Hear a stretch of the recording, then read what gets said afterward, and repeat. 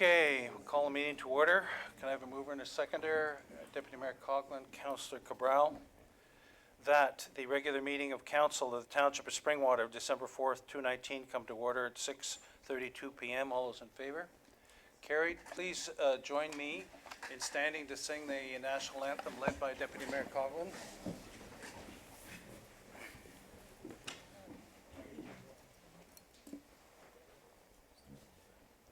Oh, Canada, our home and native land, true patriot love, in all our sons command.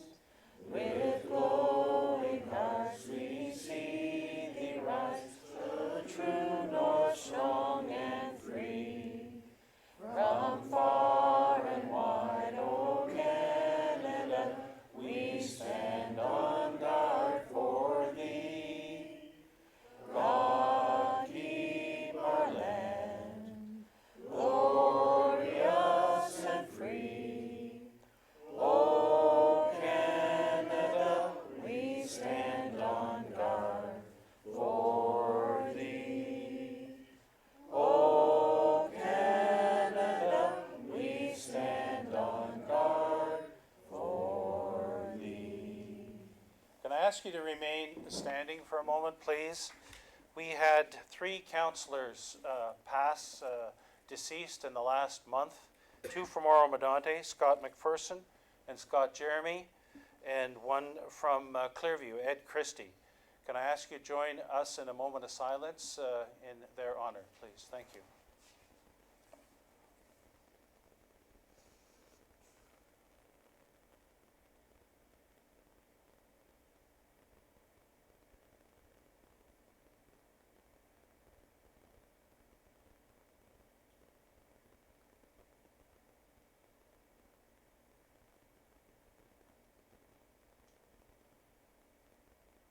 Thank you.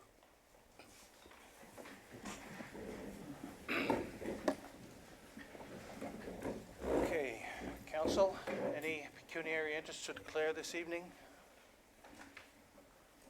Okay.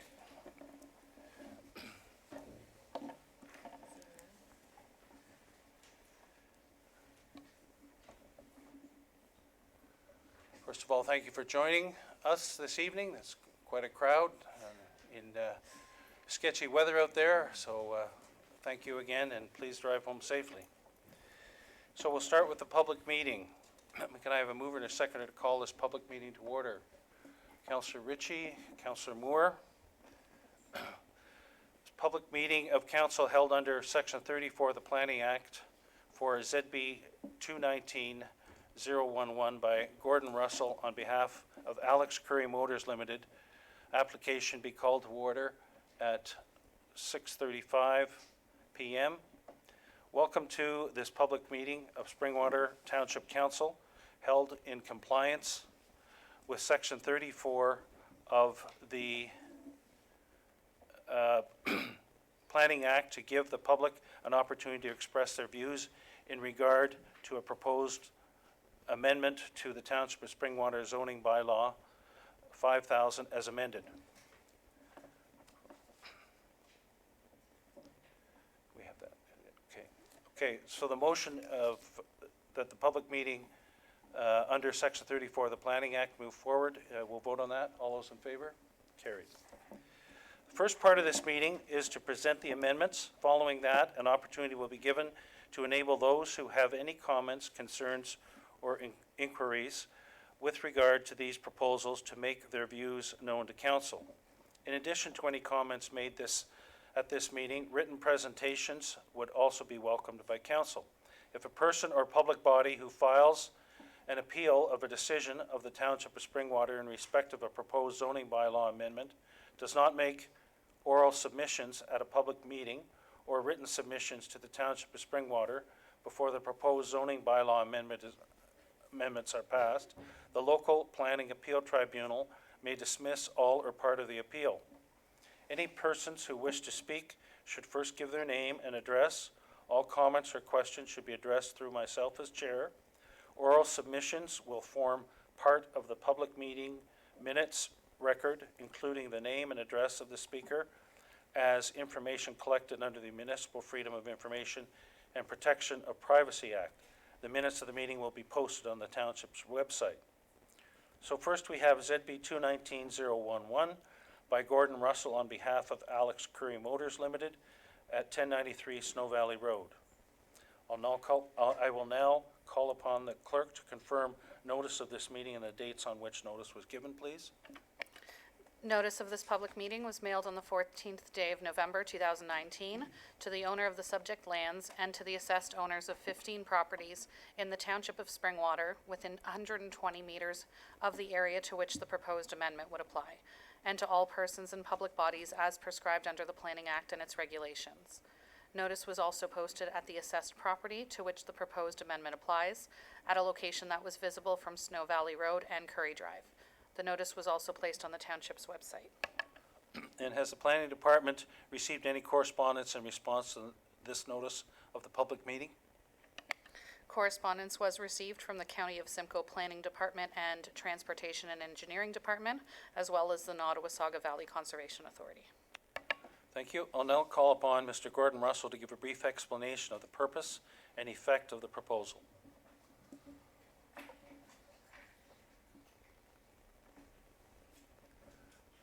Good evening. Good evening, Your Worship, members of council. Would you like me to stand Yeah, here, sit no, here, just- or just- at the microphone? Just said it'd be fine, and just pull the microphone close to you so that it captures your voice. We've got a big crowd tonight here, so.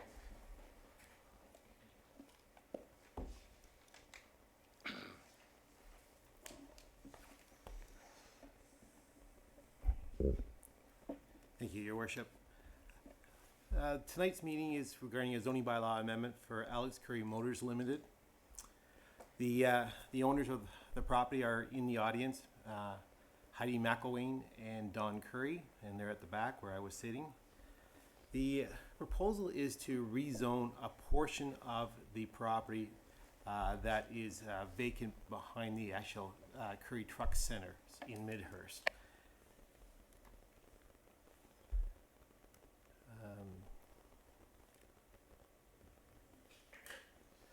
Okay, I've got it now.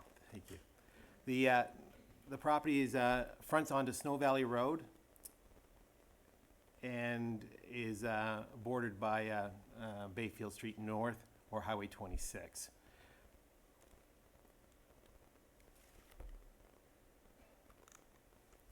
As you can see through the aerial photo, half of the property is consists of field, vacant lands, and the other half consists of vegetation, a mature plantation. The property consists of approximately 18 hectares or 45 acres and is situated to the west of Curry Truck Center, which is located at this location here. This is Curry Drive here, and this is the Optimist Club here. West of this site is the county forest. We initially started our review in 2011 when the township adopted their secondary plan in 2008, and it was understood that the vegetated lands were being considered for environmental protection area. The lands were originally designated and zoned for, or designated for industrial commercial lands, so light industrial and commercial. And what we did at that time was to ask the county and the township for direction on putting aside these lands in terms of its redesignation and to allow us to undertake environmental protection review. What we did was an environmental impact study on the lands, and we completed that in 2013. And with the blessing of the Nottawasaga Valley Conservation Authority and the County of Simcoe and the township, we modified the land use designations that were originally proposed that were based on basically a preliminary analysis and confirmed what lands were to be environmental and then what lands remained could be developed under a land use designation that would be appropriate Those two land use designations were the commercial and mixed use designation, as well as the employment designation, which is an industrial. The environmental protection designations consisted of EP1 and EP2. EP1 being your most protective designation for environmental features, and EP2 being those lands that would allow some passive recreational use, being the trails. So we incorporated that into the secondary plan, and then we went through 4 years from 2014 to 2018 for review at the tribunal. So there was a number of appeals that were requested by adjacent property owners. They were looking specifically for advancement of the development potential of their property, nothing to do with actually the Courier site. So we went through that, and the tribunal confirmed that the designations that were supported by the township, the county, NVCA, and the Ministry of Natural Resources all received approval, and we proceeded then to confirm the land use designations. So this is a slide of what actually exists in your official plan today under the Midhurst secondary plan. The employment lands, which is basically the driveway access out to Snow Valley Road. Well, then we have the commercial mixed use designation here, the employment designation that would facilitate future industrial and some commercial uses. We have the Environmental Protection 1 designation in this location. And this is a mature tree stand, and based on everybody's support, we decided that it would be best identified as environmental protection, but allow some passive recreational uses such as the trails. So that's that section right there. So EP1 here, and this is a buffer, a 15-meter buffer, and EP2 here, and then the rest of the site will be developed in the future. So the Ministry of Natural Resources reviewed our last environmental impact assessment in January of 2018, and they gave us their support to proceed with the removal of some tree areas. So we prepared a tree preservation plan, and that was circulated to the Conservation Authority as well as the county.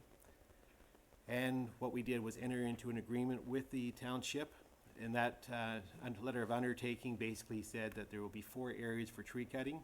Areas A, B, C, and D. I'll point those out in a later slide.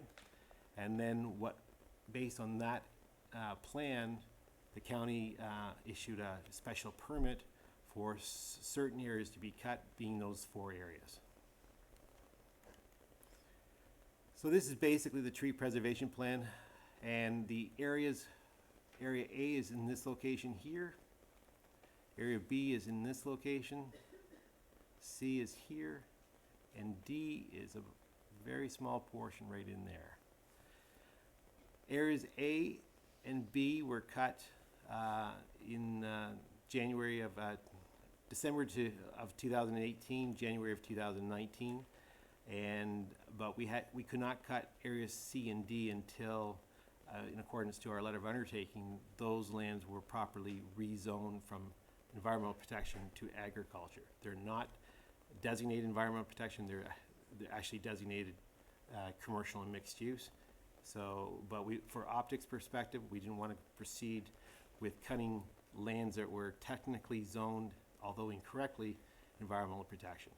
So those are the 2 areas that we seek to rezone today from environmental protection to the agricultural, and the municipality has asked that we put it into an agricultural hold zone. So allow forestry, but no other uses will be permitted. And that was your direction from your Director of Planning, Brent Spagnol.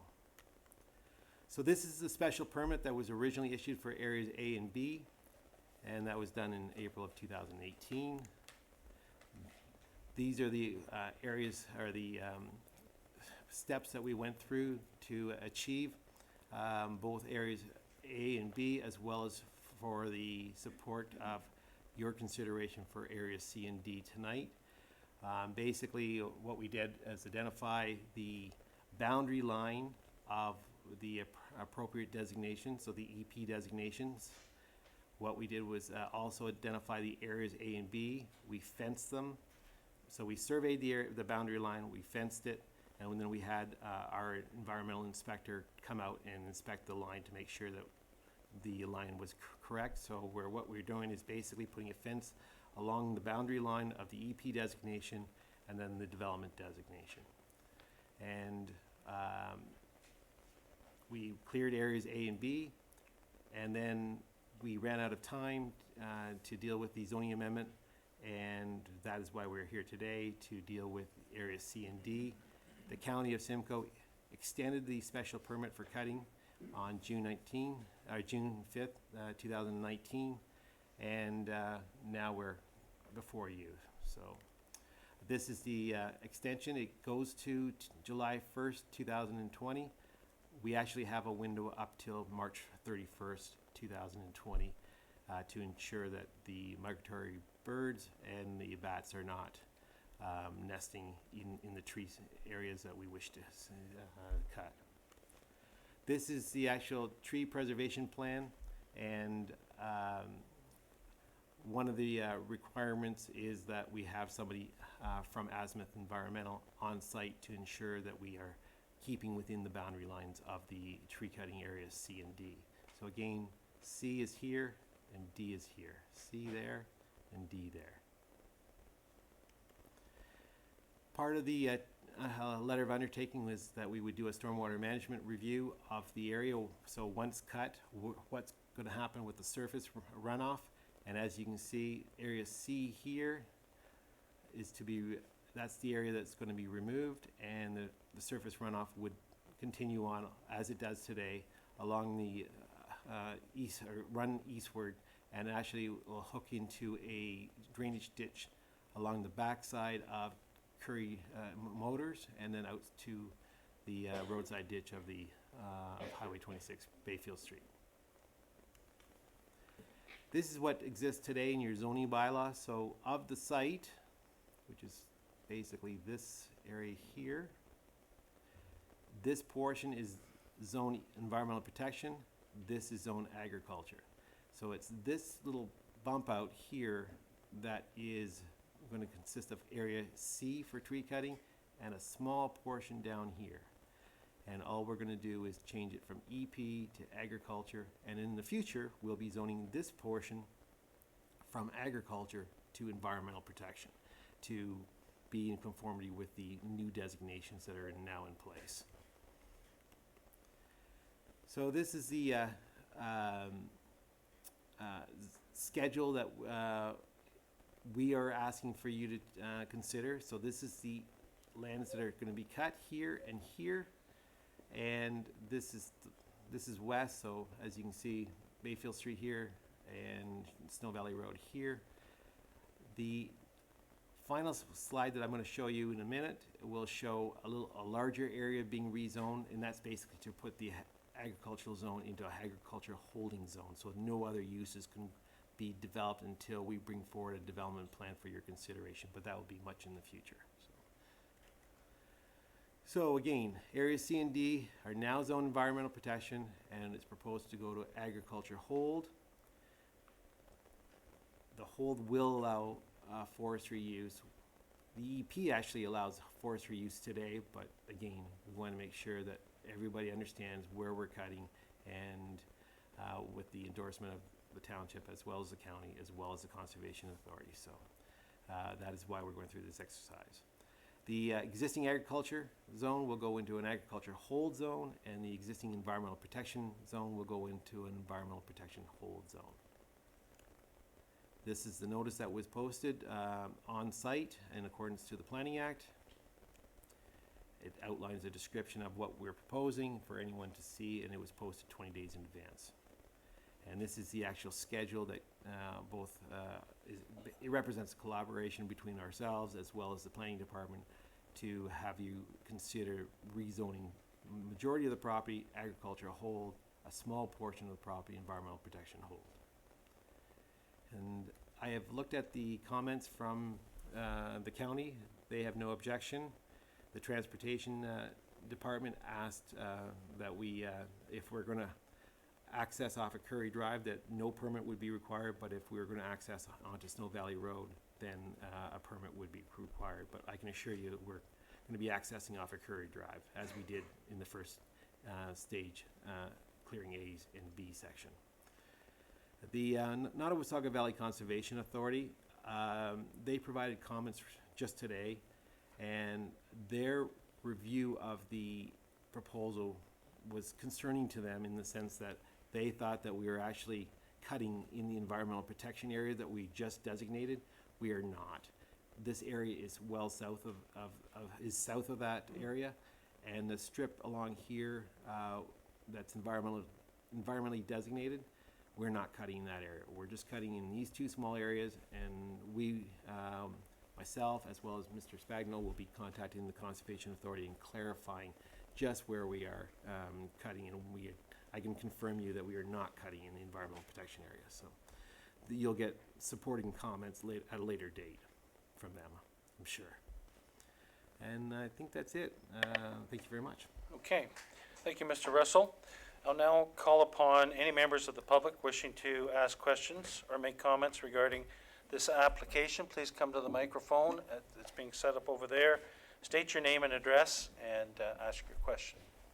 Mrs. Yasmina Radosavljevic Sheldrake, 1060 Bayfield Street, North Midhurst, Ontario. I was never notified in writing regarding this. And I don't understand why I wouldn't be, because I'm right on the other side of Curry Drive. Am I not within 120 meters? That's number one. Number two, in 2014, Alex Curry went to OMB and stated the fact that they're going to be using the exit going to Snow Valley Road as for the future exit to Curry, and not consume a large portion of the drive to Curry Drive. That was done in 2014. As for NVCA, I'd like to see them in writing stating that they will allow them to put this in future hold. The other thing is, there's a ditch right by that drive. Why isn't that ditch utilized, and why is the excess water going down Curry Drive onto Bayfield Street? So in all due respect, I really cannot agree with this until I see more proof or more evidence, or NVCA stating, no, they will not allow it because it is EP2. Okay, thank you. I'll start with Mr. Russell, and then I'll go to Director Spagnol to make comment. Thank you. Through you, Your Worship, this is our engineering plan that Tatum Engineering completed on behalf of the Currys. And as you can see, it's a stamped drawing, and we're not going to change any of the surface drainage that exists now. And that surface drainage is going to the northeast corner of the property, away from the Sheldrake. The Sheldrake property is, I'm going to suggest, it's just about this location here. So it's right about there. It's not my property. Ms. that I'm Sheldon, questioning. can we just let them answer first, and then I'll come back to you, okay? So that's the location that I am aware of, Mrs. Sheldrake owns, and this, the drainage for this property goes northeast, away from that property. So to the best of my ability, my knowledge, I'm not aware that any of the drainage on this property is actually going towards the Sheldrake property. Secondly, if I may,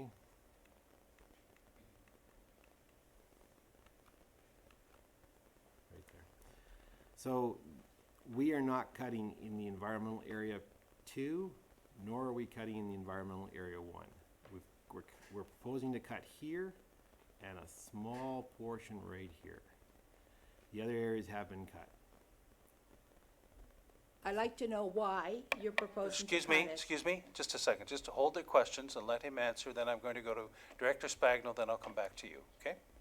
We are maintaining conformity to those designations for this tree cutting exercise. So we've gone through the proper approval process. We've had the Ministry of Natural Resources look at our environmental impact statements. The Conservation has looked at them. the county has looked at them and the township has looked at them. I can assure you that we are adhering to everything that it was required of us to complete areas A and B, and through the letter of undertaking, this is the last requirement that the township has had of us to rezone those two small portions. Even though the environmental protection area permits forestry, it was thought that it would be best to proceed with a zoning amendment, and that was discussed and supported by your planning department. Director Spagno? Thank you, Mayor Allen. I guess firstly, with respect to the circulation distance, staff will have to go back just to check to see on how far stretching the circulation went, but the standard is 120 meters, so we'll have to take a look at the addresses just to confirm that notice was provided to Ms. Sheldrake. The requirement for the agricultural hold is, as Mr. Russell has indicated, to allow for some tree clearing in the areas that were identified in the tree conservation plan. The hold provision was placed on the remainder of the property to ensure that prior to any development moving forward, that a zoning bylaw amendment would be filed to enact the specific designations on the property through a zoning amendment. So that's how we got to the application that's for you. The next steps in the process will be, Mr. Russell will have to circle back with the NVCA to discuss the comments that were received. And at that point, depending on those discussions, there may be need for revision, or there may be some understanding that may result in some changes to the NVCA's comments. The purpose of the meeting tonight is to obtain any concerns, any questions, anything that needs to be considered through the process, to allow Mr. Russell to go back and provide answers, which would then be submitted to staff as part of a future recommendation report after this meeting. So this is really to obtain information regarding the applications for staff to consider as part of a recommendation report moving forward, and ultimately for council to consider when the matter comes back to council for a decision. Thank you. Mrs. Sheldrake? My question still stands. Can you move forward to the mic there? In 2014, OMB, Curry Motors stated that they will be using access off the Snow Valley, and any drainage will be going into the ditch by Snow Valley. I had an issue with Curry's where they used to keep old vehicles on their property, and the oil came through the ditch in front of my property into my ditch. At the waste that they're going through, that means that the ditch in front of my property will be overflowing. And I disagree with that. If they're gonna use this overflow, why aren't they using the ditch that is beside Snow Valley exit going on to Snow Valley Road? The pink one right there. There is a ditch there, sir. In all due respect, Mayor. Okay. And it was stated in the OMB in 2014. Mr. Russell, any further comment with respect to the ditch matter? The ditch matter, well, let's clarify access. This is the only access that this property has, technically. So it has frontage on Snow Valley Road. So that will be one of the main accesses that this property will have in terms of future development. There will be an extension of Curry Drive into this property, but this property actually ends here, and perhaps that's the distance, that distance from here to here is beyond the 120 meters. Curry's own this portion and this property as well, 8 Curry Drive and 2 Curry Drive, but those are separate properties from 1093 Snow Valley Road. Hopefully that clarifies that issue. The drainage is going this way. That's what the engineers say. And the ditch, there's one ditch right along here, and it takes the drainage from here, the drainage along half of this property, and I would say a majority of this property out to to Bayfield Street North at the present moment.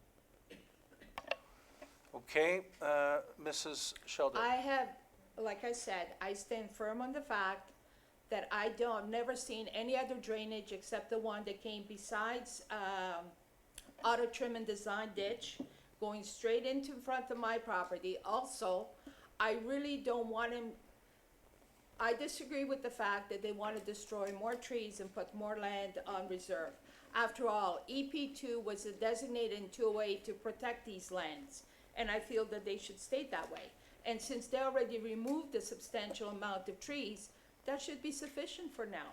And if NVCA makes any changes, I would like to be notified. I don't like to be surprised when I have to go hunting myself like I was in 2014 when the OMB was filed and I had to do an appeal on it. Okay, we've taken note of those points. Is there anybody else who would like to comment or raise questions? Please come forward to the mic.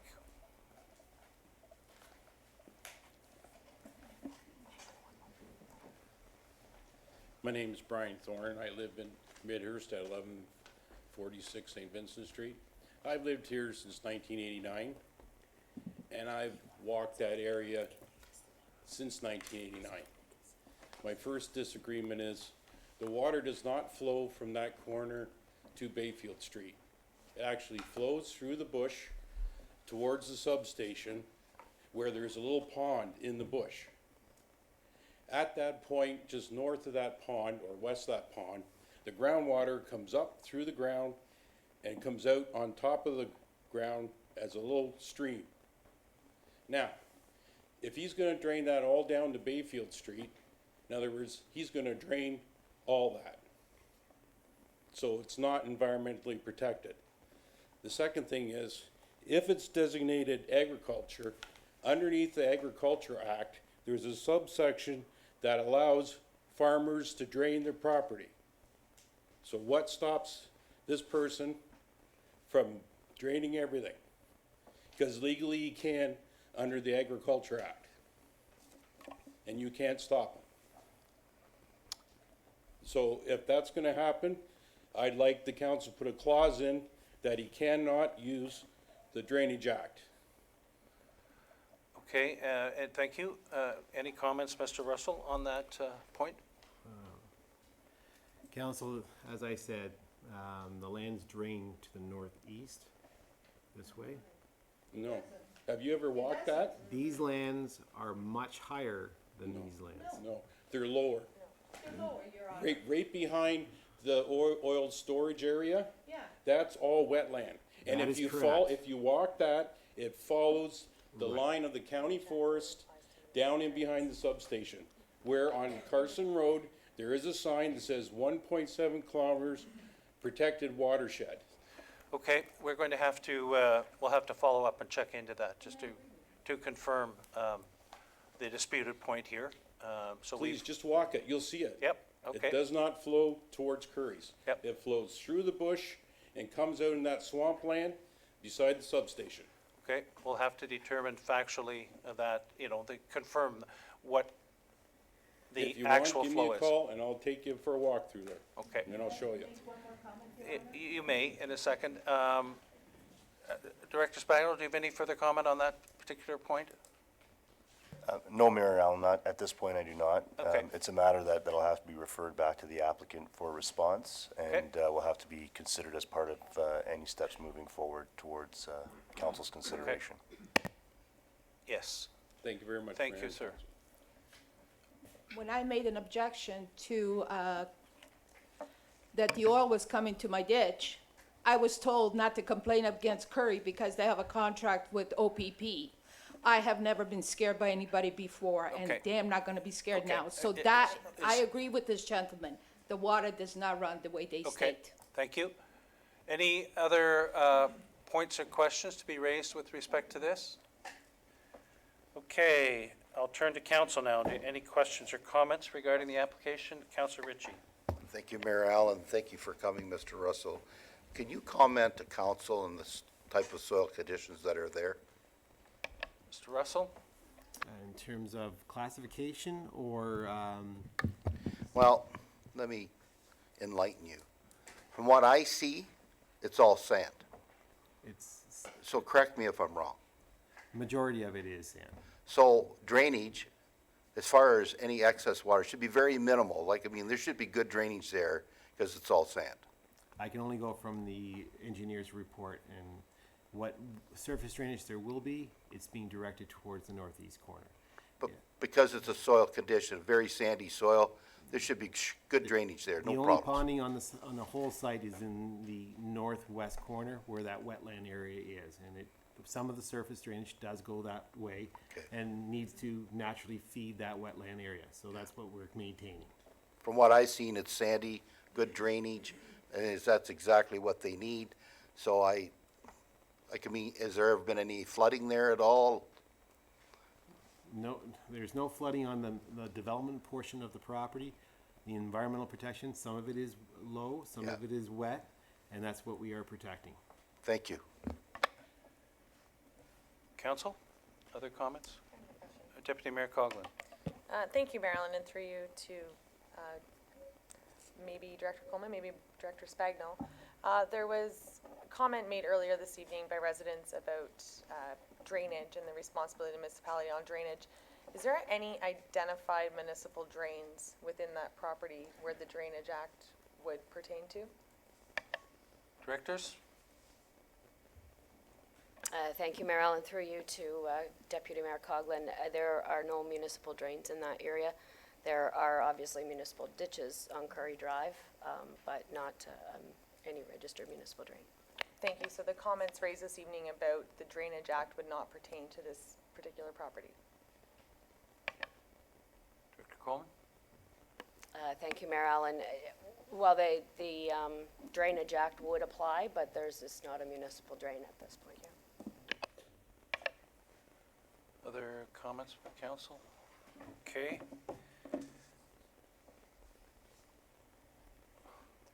Oh, yes, sir. Yeah, one more point? Yeah, sorry. Can you come forward to the mic, please?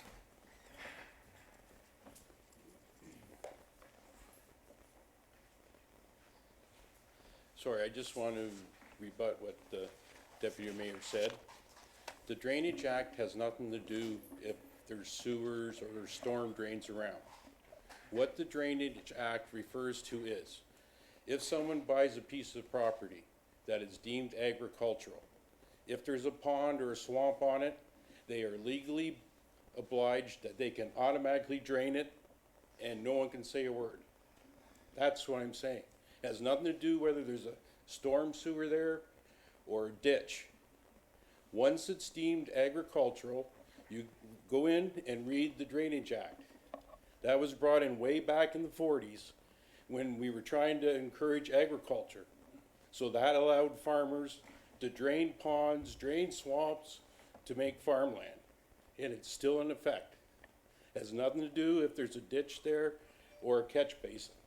Okay, thank He you. can take a backhoe and dig a ditch as far as he wants Okay, and drain everything, and you have no say. thank you.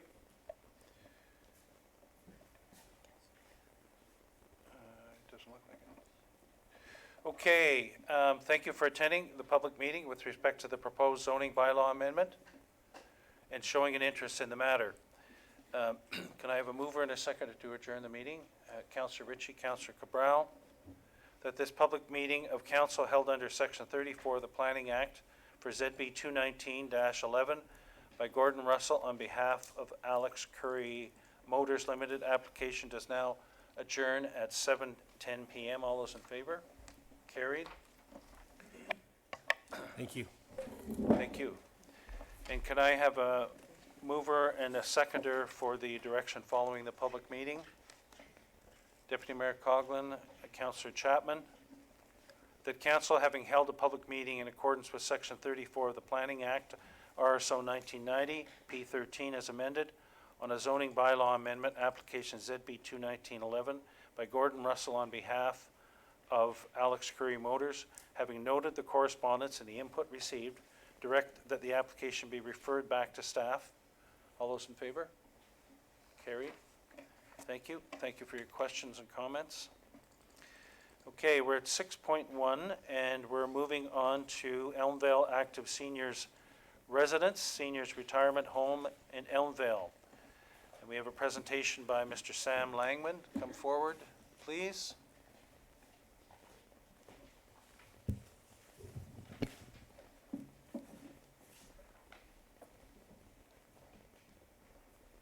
Welcome, Mr. Langman. Have a seat. Pull the mic towards you and speak loudly.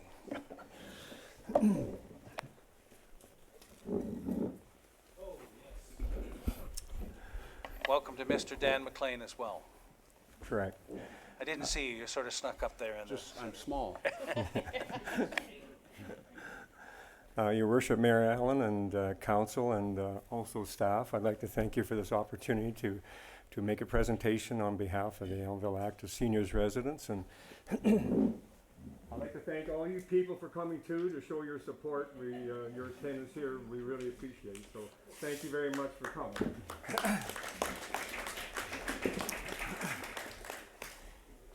Back about a year and a half ago, there was a small group of people in the Elmville area that looked around and they saw elderly people that were living alone in their house. They were isolated, they were lonely, and they weren't doing all that great. And so, this one. Let me get out of there. Okay.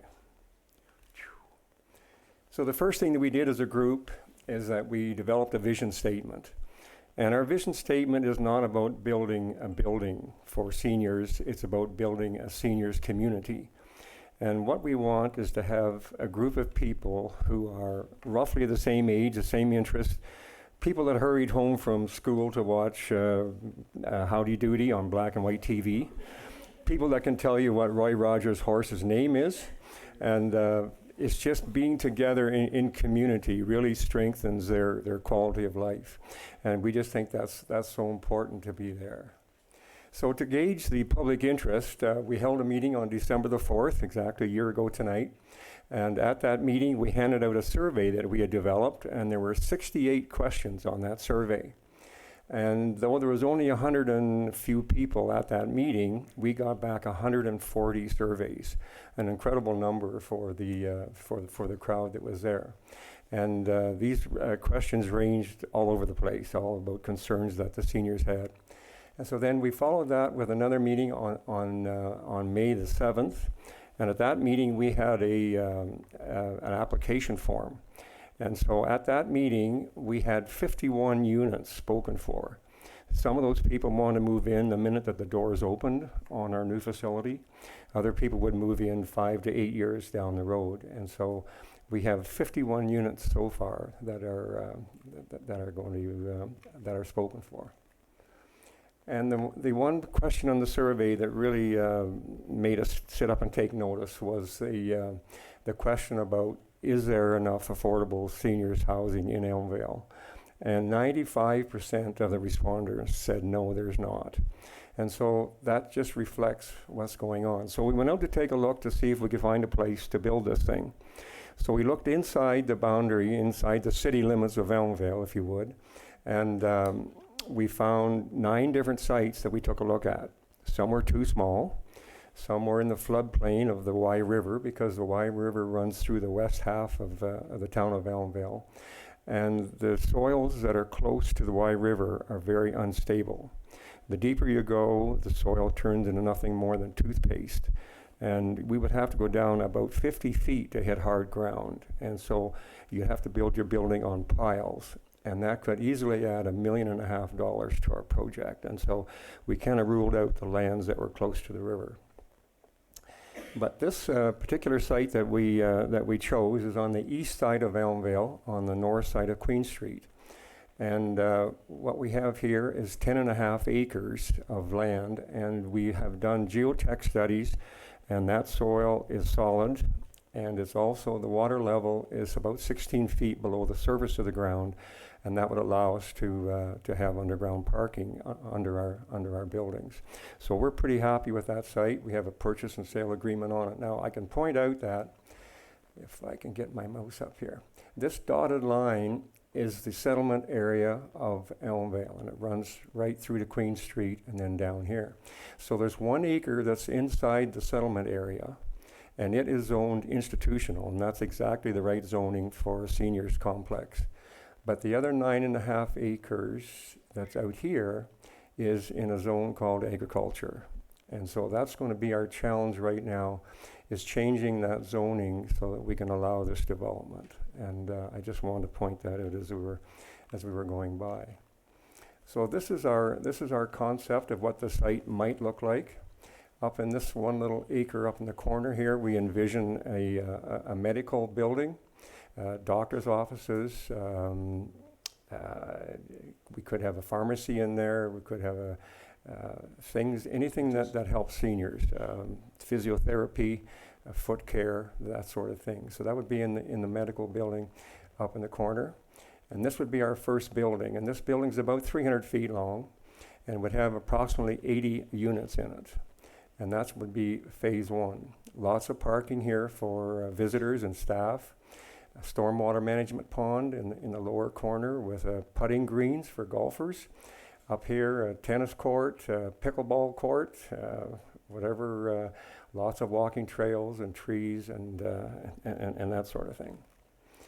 So, but this would be done in phases. And we would build this section first, and then we would wait till we had a fairly lengthy waiting list, and then we would consider probably phase two, and then phase three after that. Phase three could be 20 years from now, I don't know, but it would depend on what the demand was and the uptake. But that's what we see as a future, and that's why we need that many acres in there. And 10 acres seems like a lot, but when you start putting things on it, it disappears pretty quickly.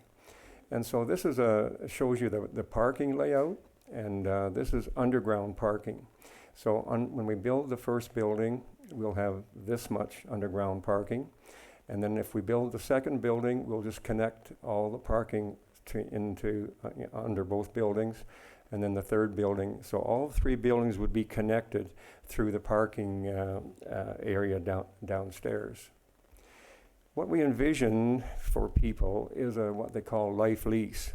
And the way life lease works, if it cost us, say, $25 million to build this first building, you divide that by the number of square feet in the building, and so you get a cost per square foot.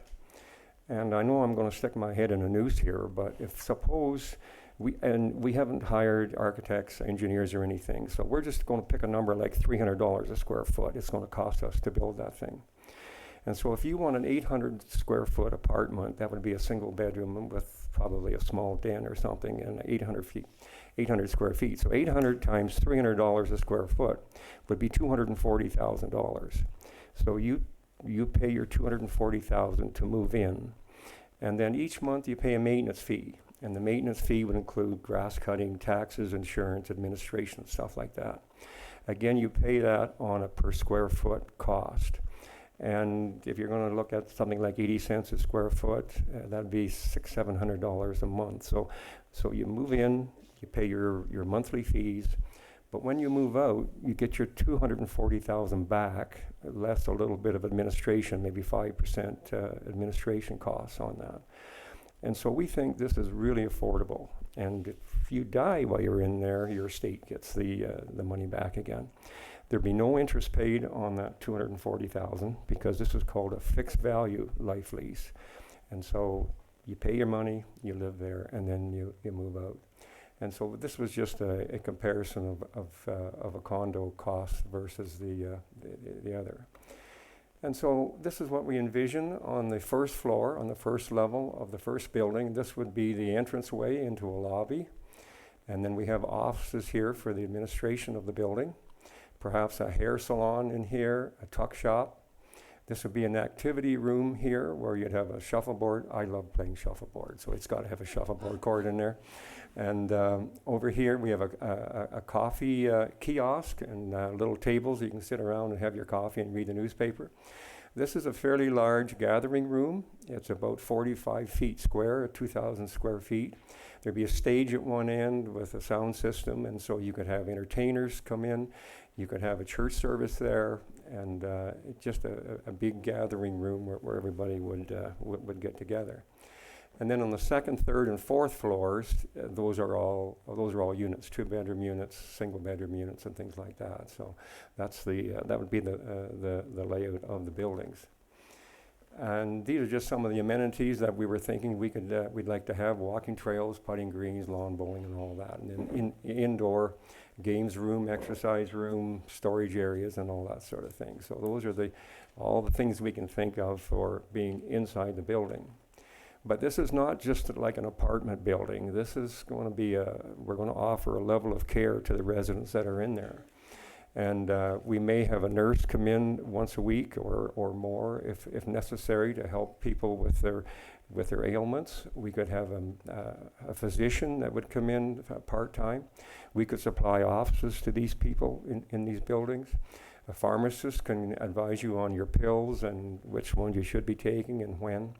But we could also offer PSWs that can assist with bathing and continence care, dressing, personal hygiene, and all that sort of thing. So we are going to offer some assisted living things, but not all at the beginning. But as time goes on and the need comes up, we can offer these sorts of things to our people. And so what we're looking for here, and this is a preliminary development application that we have, so we're looking to staff to tell us what hurdles we have to get over in order to make this thing work. And Brent has done a really good job of telling us what has to happen. And we're sure that we can make it happen. We will make this thing happen. And we just hope that all of council share our vision of a complete, compassionate, and vibrant retirement community. There was a very wise man once said that don't look at things the way they are and say why. Dream of things that never were and say why not. And that's what we're doing here. We're dreaming about something that there isn't, and we're going to make it work. So thank you very much for your attention, and we'll be ready to entertain any questions you might have. Thank you very much, Sam. And I know you and your group and a lot of people up in Elmvale, people who are here, have done an awful lot of work in the last year. You've put an incredible amount of work and learned a lot, I'm sure. So, right. Well, I want to thank the council too, because you're all being very supportive for us, and we sure appreciate that. Thank you. So this is in the planning process now. You've initiated the planning process with Director Spagno, which is good, and we're going to be pulling forward a report on this, which is Part 11, Sub 4. We'll pull that forward after question period, as we will pull forward one other topic, 11 Sub 3, about Yonge Street. Potential crosswalk, because people here obviously are interested in that, and we don't want you to wait until the end of the meeting. So before I do, any questions, comments? Councillor Cabral. Thanks very much, Mayor Allen. More comments. I've been to the meetings. Saw myself up on the screen. That was kind of interesting. I wasn't expecting that. One of the things I found very interesting going to those meetings was the number of people that came out to find out more about this. Now, when you take a look, I think the first time around might have been maybe 100 or so, but I know the second time that community hall was pretty well full. And when you look at the number of people that populate Elmvale, just in town, it's maybe a little over 2,000, and you take that and you look at the number of people that came out, well over probably 150, I would think. And then you compare that to the number of seniors that live in Elmvale, I would say that there's a significant interest in what you folks are doing, and I congratulate you on your efforts. Thank you ever so much. Thank you. Councillor Ritchie, did you have your hand up? Thank you, Mayor Allen. Thank you for coming. Excellent presentation. I spoke about this last year at our all candidates meeting, and it's moved forward, and a tremendous amount of work done. Keep up the good work. Yes, I support you. I'm sure the rest of council does. And I see community spirit is alive and well with so many people out here tonight, so much needed. So thanks again. Keep going. Godspeed. Councillor Hanna? Thank you, Mayor. Constructive suggestions, don't mind, sir. I understand the population in Springwater in 2020 is going to be 40% seniors, 40% seniors. If that's based on adult population only, I think it would be a lot higher. So my constructive suggestion would be, I don't think you're building this thing big enough to start. Yeah, right. Okay, Councillor Cabral? Thank you, Mayor Allen. I'm not sure if maybe I missed this, but you've evolved since last year, and I think the structure of the organization has changed, and it's been incorporated as I don't know if you said nonprofit. It is. It's a nonprofit. It's a corporation. nonprofit organization Yes. now? Okay, thank you ever so much. So far, it's all volunteer work, and it'll always be that. Deputy Mayor Coughlin? Thank you, Marilyn, and through you to the presenters, thank you for being here, and thank you for continuing to this. And as the hurdles continue to be placed in front of you, I just want to thank you for continuing to choose Springwater.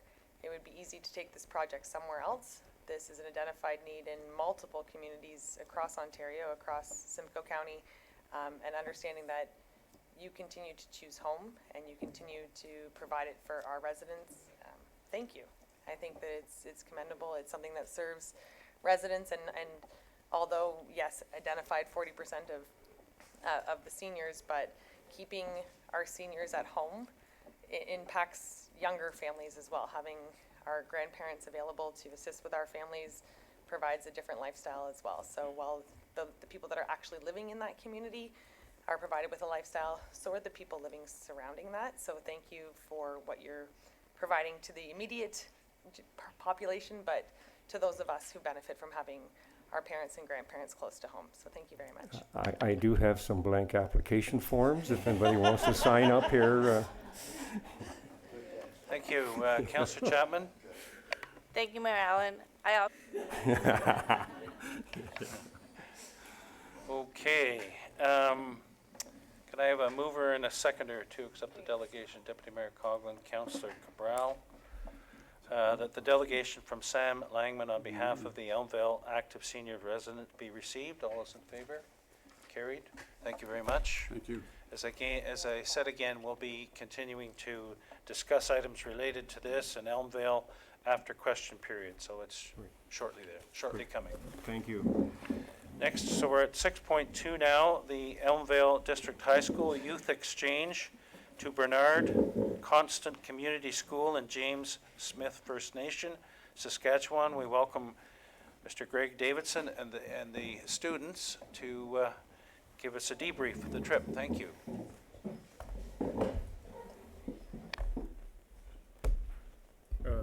Well, thank you very much, Mayor Allen, Deputy Mayor Coughlin, and Council for having us here this evening. I'd like to introduce Lily Brown and Caden Ritchie. And so we just have a quick presentation to say thank you for your support of $1,000 through the Springwater Swing funds that are generated through that event. They went towards helping to facilitate our exchange with this community in Saskatchewan, and play excellent hosts. As you will see, they were excellent hosts for us. So I guess we've just used the mouse here. Is this the item? The other item? Okay. So we're a little unscripted tonight, so we'll just I'll go look at a kid and they'll tell you what's going on here. No pressure. Oh yeah. Okay. Okay. So we did we actually hosted our friends from Saskatchewan first, but this is upside down. So we're out in Saskatchewan. We went out towards the end of May, and one of our first trips in the exchange was to go to Port Arthur, Saskatchewan. So it was a little bit in the north, and we were staying in the community of James Smith. And one of the things that was explained to us very clearly is how difficult it is to be a First Nations person in Canada, given the colonial history. And this was conveyed to us at a Mann Art Gallery with a exhibition called No, I Don't Speak Cree. Mm-hmm. And it was very impactful, I think, for many of our students, Lily in particular. It's just, it tells a history of loss of language through the residential school system, through the dispersion of populations, and then how through that process, it's just not so easy to go back and say, okay, well, my grandmother spoke Cree, so I should be able to learn it easy. It doesn't work like that. And so this woman felt guilty for many years for not speaking this language, but she feels 100% Cree. Right, mm-hmm. And so it was very impactful on the students, and just a wonderful demonstration of rich heritage without language, and Ms. Drever was very proud of that. Okay. Yeah, that's me. Okay, Caden, you want to talk about what's going on here? This here was we were building deer hide drums with the traditional way on how they would make it, and it was really interesting to see how they made it, and it took a long time trying to make it. So what they have here is wet deer hide skins, and then each individual got to build a drum. And as this was happening, it was explained that the drum is a representation of the first sound that all of us hear. That being your mother's heartbeat. And so this becomes a very important, or is a very important item in Cree culture. So yeah, we spent a day in Heritage Park, which was about 2 hours away from where we were staying. And it was a very large piece of land with a lot of hills, which was very different from where we were staying, which was very flat. But so while we were there, there was an expedition where they were digging for, say, buffalo, like Bones and yeah, buffalo, like fossilized old buffalo, because that's where buffalo used to be until they were hunted to almost extinction. So yeah, but that was very interesting, and we spent the day on a very beautiful walk, seeing their part of the land and how it's different from ours. This, just this excavation site, active excavation site, Yeah. goes down some 6,000 years. So they were finding human artifacts back 6,000 years. And this is a area which was similar to like a buffalo jump, not exactly the same, but an active hunting area for that period of time. So it's really put history and context for all of us that were there that day. Then we got to do something a little bit. This was fun, but this was also fun. Caden, you want to? This here was we were playing traditional games, and in the first photo was Addle. So that was an old hunting way they did it by throwing a spear-like object towards the buffalo. Yeah. You So want to talk about double ball? well, that one was a bit interesting. So the tradition behind that one was it's almost like soccer, or I guess more like lacrosse, yeah, where it's like two balls and then they're hooked together and you throw it back and forth and pass it, just kind of like lacrosse. But yeah, so, and it was also a representation of them using everything from the animal. You can only guess what the double balls are. So It was much laughter and Yeah. certainly a lot of fun and a very active crowd, for sure. It was a laugh, eh? yeah, it was a good It's fun, time. yeah. Yeah. I'll go for this one. So here it's a passing game, and just a way to communicate non-verbally between people. And this was also still breaking ice, between, well, not so much breaking ice between students, but now just being able to share different ideas. So this is a kind of fun game the kids were playing here, just passing a stick without arms. Okay, these type of team building activities and in the context of traditional games are important. I wrote down contemporary dance.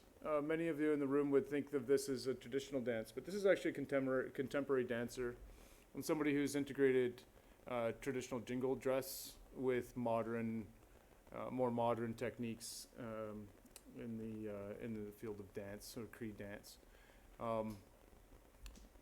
You can many of you could appreciate the amount of work that would go into the almost 100% beaded boots and designs on the jackets, and then the feather fan, right?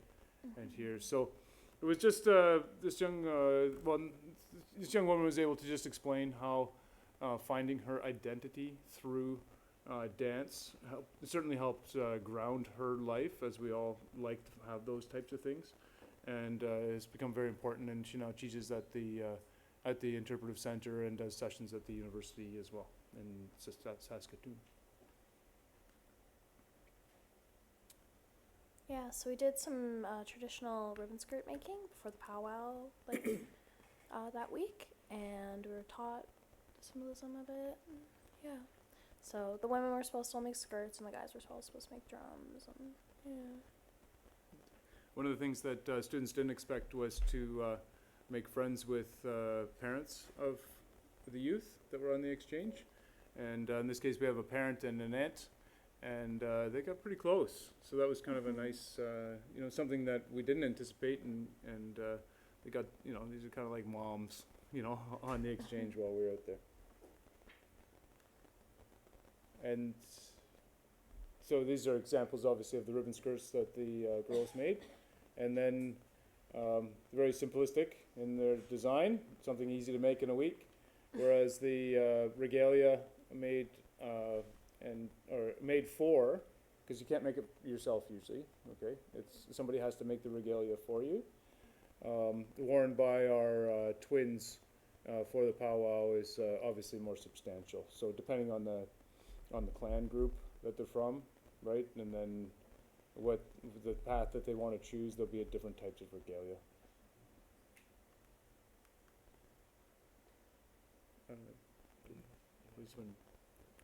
Okay, so often when you think First Nations people, you think, okay, we'll take them up to Sault Ste. Marie among the Hurons, and respectfully, I think this is fantastic. However, the story of the history, if you go to Bosley Island, or Bosley First Nation on Christian Island, it's quite a bit different, because you actually, the descendants of, right? Sorry, not descendants of, people who live on the First Nation are able to take you to the escape site for the Wendat and the Jesuits that they built on the island, and actually walk the land of an actual site and all this type of thing was pretty neat. And then the discussions around how many First Nations are involved in the Bosley Island First Nation group just was not dissimilar to what we hear across Canada. Like, people move around, right? Like, it's a very active area, so this is fun. And I think it was good for First Nations kids from Saskatchewan to see that there's many struggles with accessing education and other things for First Nations kids as they face themselves. So yeah, this day we went rock climbing. It was pretty far away. I thought it was further. I thought it was closer than we actually went, but yeah, this was here in Ontario, and I thought, like, when they say rock climbing, I thought it was like, oh, we're gonna go up a hill and like look out. No, it was like in a cave, and that was scary. And like it was like cold and damp, but it was a really interesting experience, and we're all like very close to each other. We also did a like scavenger hunt that day as well in teams. That was a lot of fun as well, and got to adventure around with all our friends and all our new friends. Yeah.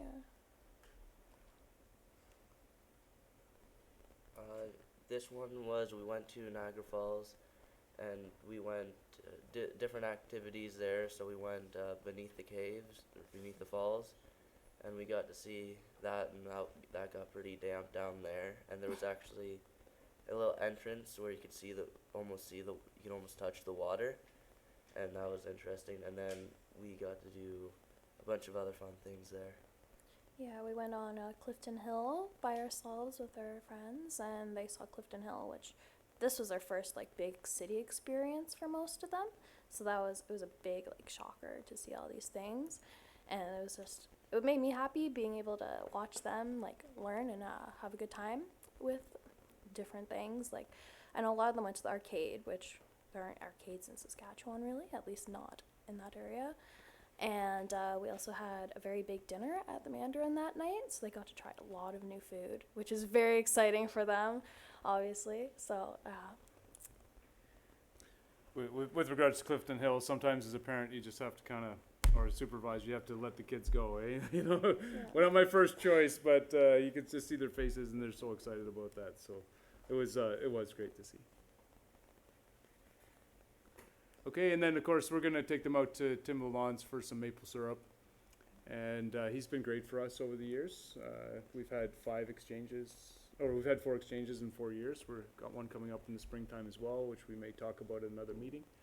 And Tim just brings us in and shows us how they tap trees, and of course this is after maple syrup time, but a lot of his setup is in place, and he explains the production process, and then treats everybody to a bag of maple syrup, candy floss, and it's obviously very popular. So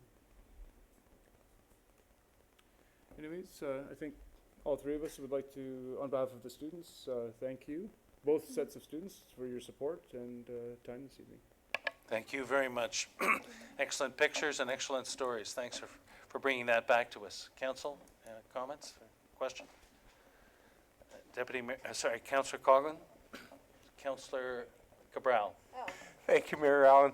I just want to thank you for the presentation. It was really nice and refreshing to hear back from you and certainly find out about what it's like and the way they live and some of the things that they've held on to through their own culture. So thanks, that was nice. Deputy Mayor Coghlan? Thank you, Marilyn, and through you, thank you for bringing it back to us. And also, I love that you made this last excursion something more accessible to all students. Often when there's trips available at schools, they're in Europe or somewhere far away, which may be anxious for some students. So bringing this, keeping it in Canada, it allows a different demographic of students to attend. So it was nice to see a different group attending. I guess the question is, where to next, and when can we expect to see you again? Deputy Mayor Coghlan, I would like to just highlight that through support from Heritage Canada, down through Experiences Canada, and then through significant support from our community, that students have attended these exchange programs for $100 or $150 for the entire experience. Now, when they host kids, they have to feed the kids and they have to maybe drive them around a little bit. Okay, incredible. but yes, we do pride ourselves on making it accessible, and we thank the community for that. We have all transportation funding in place and approval from our school board to go to Baffin Island this year, a community called Pond Inlet, which is on the north part of Baffin. So 16 students, and they're equally excited. So Wonderful, thank you. Councillor Ritchie? Thank you, Mayor Allen, and thank you for coming. Great presentation.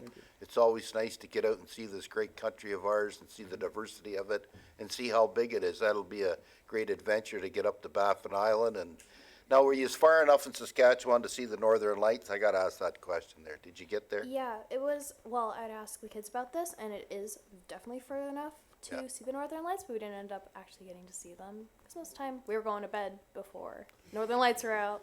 So we always had a long day ahead of us, sadly, but yeah. yeah, we're far enough north that the sun was coming up at 5:30 and not going down till, it wasn't dark till 11, so. Thanks for coming. A great presentation. Thanks. On a final note, I just want to congratulate the students on representing our community extremely, extremely well. Thank you. Thank you.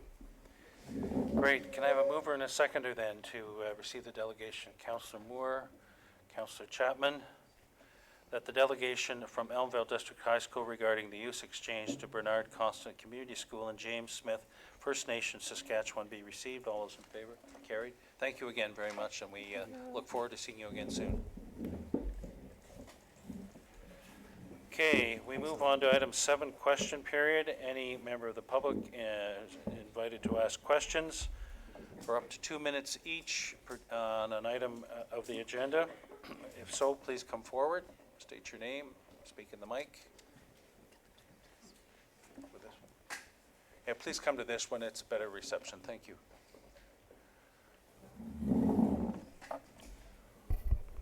Hello, can you hear me? Speak loudly, there are people way in the back there. Sorry?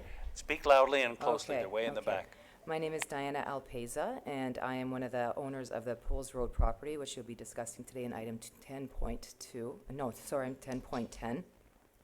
And I'm here to speak in support of the names we have chosen for our new development, although, as you know, staff has rejected those names. So I know I only have 2 minutes, so I'm going to talk a little faster. So I'd like to speak to you briefly about that part of the report that doesn't tell our story. Our first development application for this property was submitted in 2007. Shortly after that, in 2008, we became caught in the whole Midhurst secondary plan mess, fiasco, whatever. And as a result of this new plan, the township threw out our original application for development. Those of you on council at the time know how hard we've worked since then to actually make this development happen. And after that long fight, finally last year, we won at the OMB approval for the development. Councillor Ritchie, Councillor Coghlan, I think it must be a great sense of pride to have streets in your community that are named after your family. I understand that, your surnames. Those are a permanent reminder of your family's contribution to the development of Springwater. And without them, nobody would know the roles that your family played. So that's the same reason that a creation group 50 years ago named streets, Mostar Court, Neretva Court, Midwest Court, to make sure that that was also not forgotten. But for us, though, the staff report that was presented is proof that 12 years later, we're still caught up in the fallout of the Midhurst secondary plan. And how is that? It's because in the forever that it took us to get approval for this plan, Springwater actually went and changed its road naming policy in 2010. And through no fault of our own, a road naming policy that was enacted after our original development application was thrown out is today being cited as by staff as the reason for denying us the opportunity to leave our mark on this development. We don't think that's very fair. So especially since today you'll also be voting on the naming of the new Helen Coots Park. Helen Coots was a mayor, but she was also a developer, and in fact she was the architect, one of the architects, I understand, of the Midhurst secondary plan, and that's the same plan that our own development application was stopped under in 2008. So to us, it doesn't really feel fair to have staff, I guess, staff recommending that and then rejecting ours. So yeah, I could go on and on and on, but I know I only had 2 minutes and I probably took it up already. So Okay. I thank you for your support, and I hope that thank you for your time. I hope we can count on your support. Thank you. There you go. Councillor Hannah? Thank you, and I would ask that if we're bringing 11.14 forward, we could also bring 10.10 forward earlier in the agenda. Okay. All right, thank you very much, yep. Any other questions? Come forward, please. Thanks. Is it on? It's on. Yes. Mayor Allen, Springwater councillors and staff. I am Gloria Woods. I live at Maple Crest Court in Elmville. And my comments tonight refer to the staff's findings for a crosswalk in the front of Foodland in Elmville. The report is negative towards the need of a crosswalk at this time. However, I do think a 24-hour camera study is not enough. I understand the end result comes from what is seen between the hours of 11 a.m. and 7 p.m. The number of people they report as crossing, they have considered as people who have crossing needs, so the count went from 21 to 42. Also, the volume of traffic count was 4,837. Tuesdays is a quiet day in Elmville. Why not a Friday, Saturday, or Sunday, or even a holiday or special events weekend? This has also missed the school-aged children, the seniors who walk to coffee each morning and back, and people going to work. The issue of how many vehicles pass through this part of Yonge Street is not the only concern to pedestrians. There are 3 driveways and 3 streets in this short block. Maple Crest Court driveway services 48 condos, 15 Yonge Street services 6 apartment units. Each of these have 1 vehicle and some have 2. These driveways and streets cause confusion and concern for both drivers and pedestrians. The danger of being struck, speeding vehicles, turning vehicles, lack of driver courtesy, waiting a long time for a safe gap, struggling to cross quickly are all factors to this concern. The support tonight from seniors for the want of a seniors residence in Elmville confirms our people want to stay in Elmville. May I please ask that you think this through very thoroughly. $60,000 to $115,000 of our taxpayers' dollars is from many seniors who have paid taxes for years into this township. And now to consider their safety of a need that is only going to get greater is well spent money. I know Mr. Cabral, our Councillor of Ward 1, Mr. Ritchie, Councillor of Ward 2, and also Deputy Mayor, Mrs. Coghlan, who drops her children off to school in Elmville each day, recognize the concern here for people crossing. It deserves more stats than just how many people in cars are moving in the street on a quiet Tuesday. Thank you. Thank you very much. So we'll be talking about that shortly. Yeah, 11.1 or something. Yes, and thank item you. 3. Yeah, thank you. Thank you. Any other questions coming forward? Comments? Okay. All right.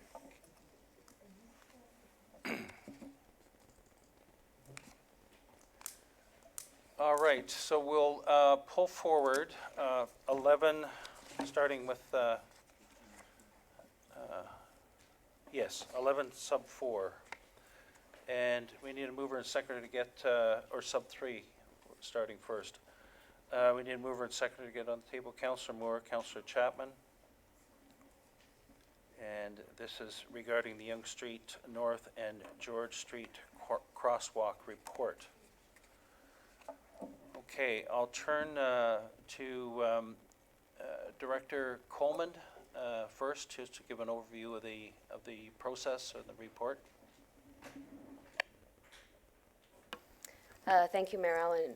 I guess following a delegation, we had we're tasked with a study to determine if an intersection pedestrian signal or a fully signalized intersection would be appropriate at Yonge Street North. We picked June the 25th and 26th, I believe, were the dates. As you probably recall, the spring was significantly rainy, and we really didn't have the best weather, so we jumped on the first available nice sunny days that we could, and we wanted to get out there before the end of school so we could catch school-aged children. The camera was there from 11 a.m. until 11 a.m. the following day. We use the Ontario Traffic Manual Book 12 to justify signalized intersections and signalized crosswalks. This requires us to take the highest 8 hours of pedestrian traffic, so that was 11 a.m. to 7 p.m. Other than that, I think the statistics are in the report. Really the request was for further information, so I believe that's been provided in the report.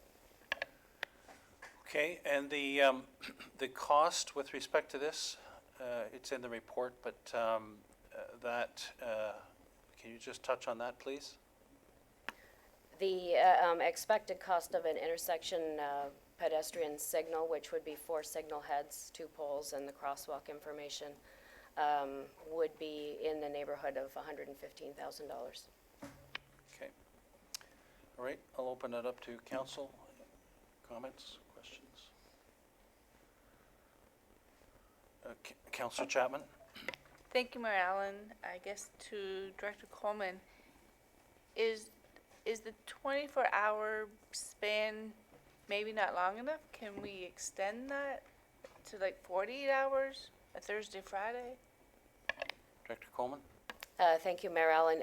We can extend it as long as we want. Just in the process to determine whether signalization is necessary is you take the largest 8 hours, highest pedestrian volumes in the highest 8 hours. So, I mean, we could certainly extend it. We could certainly put the camera back up there and do the study again. Councillor Hanna? Thank you. I appreciate Councillor Chapman's suggestion, but I guess the bottom line would be it's not going to change the fact that there's a need possibly here, and we're hearing from the residents that they want this. I guess my question through to the Director of Parks and Works is, I understand there's already conduit in place for traffic lights. Could you confirm that? Director Coleman?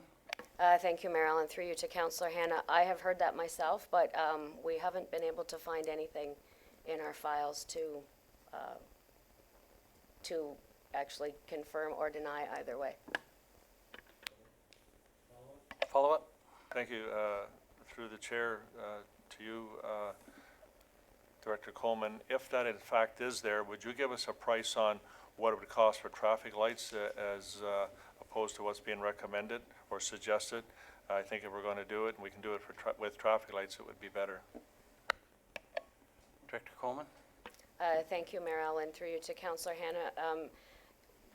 Traffic lights in a fully signalized intersection, like a 4-way intersection, or just a pedestrian traffic lights? I guess I'd have to leave that up to you to find out which is the most appropriate, but certainly we need something for pedestrians, and my suggestion is if the conduit is already there for traffic lights, it might be a more reasonable approach.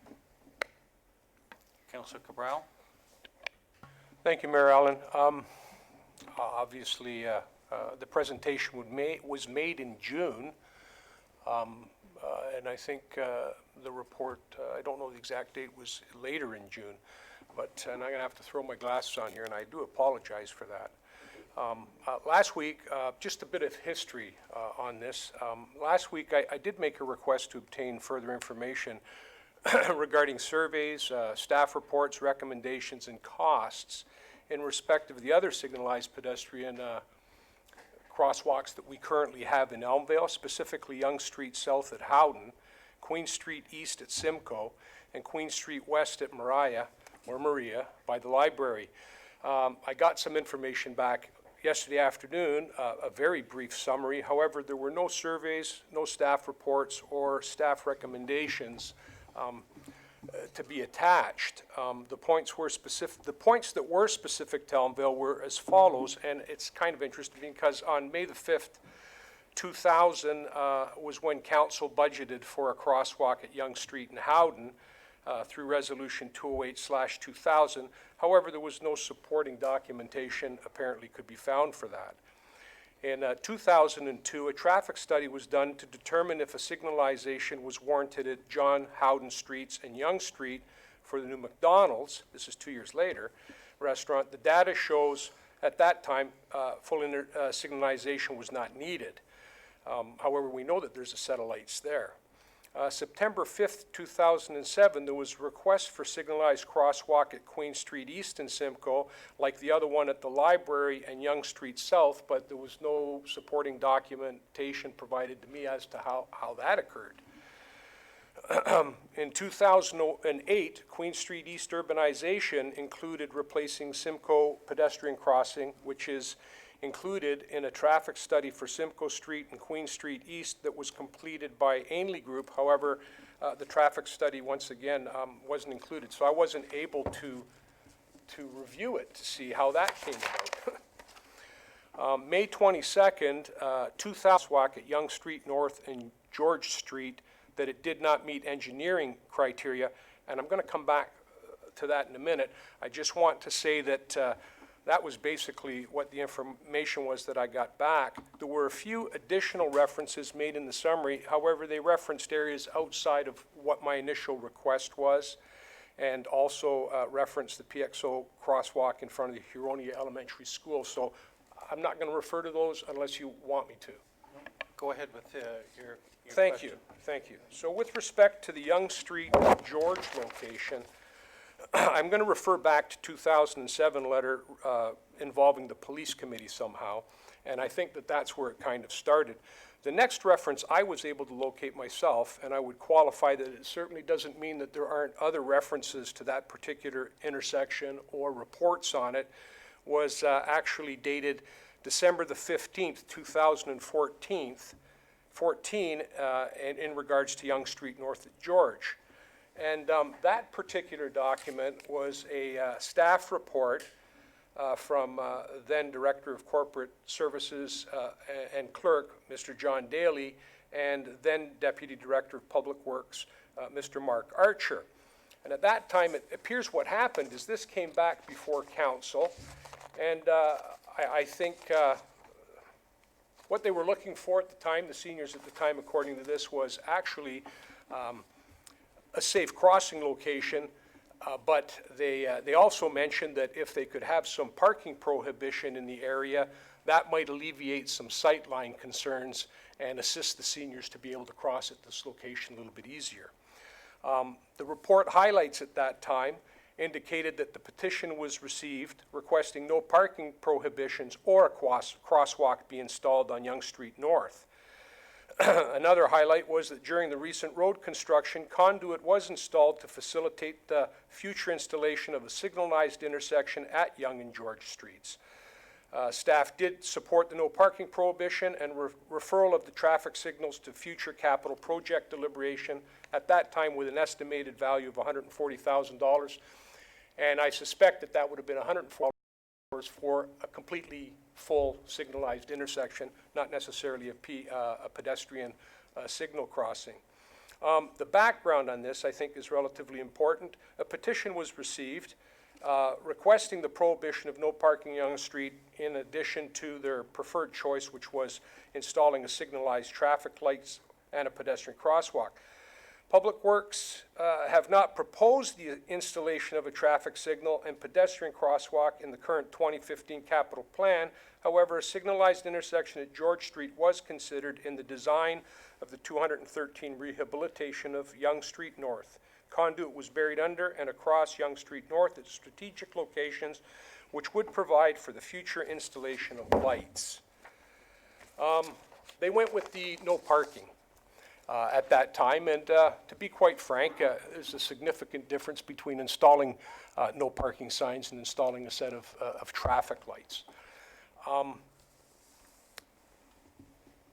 I guess the problem just kept continued. That's why we ended up having a delegation before us back in June.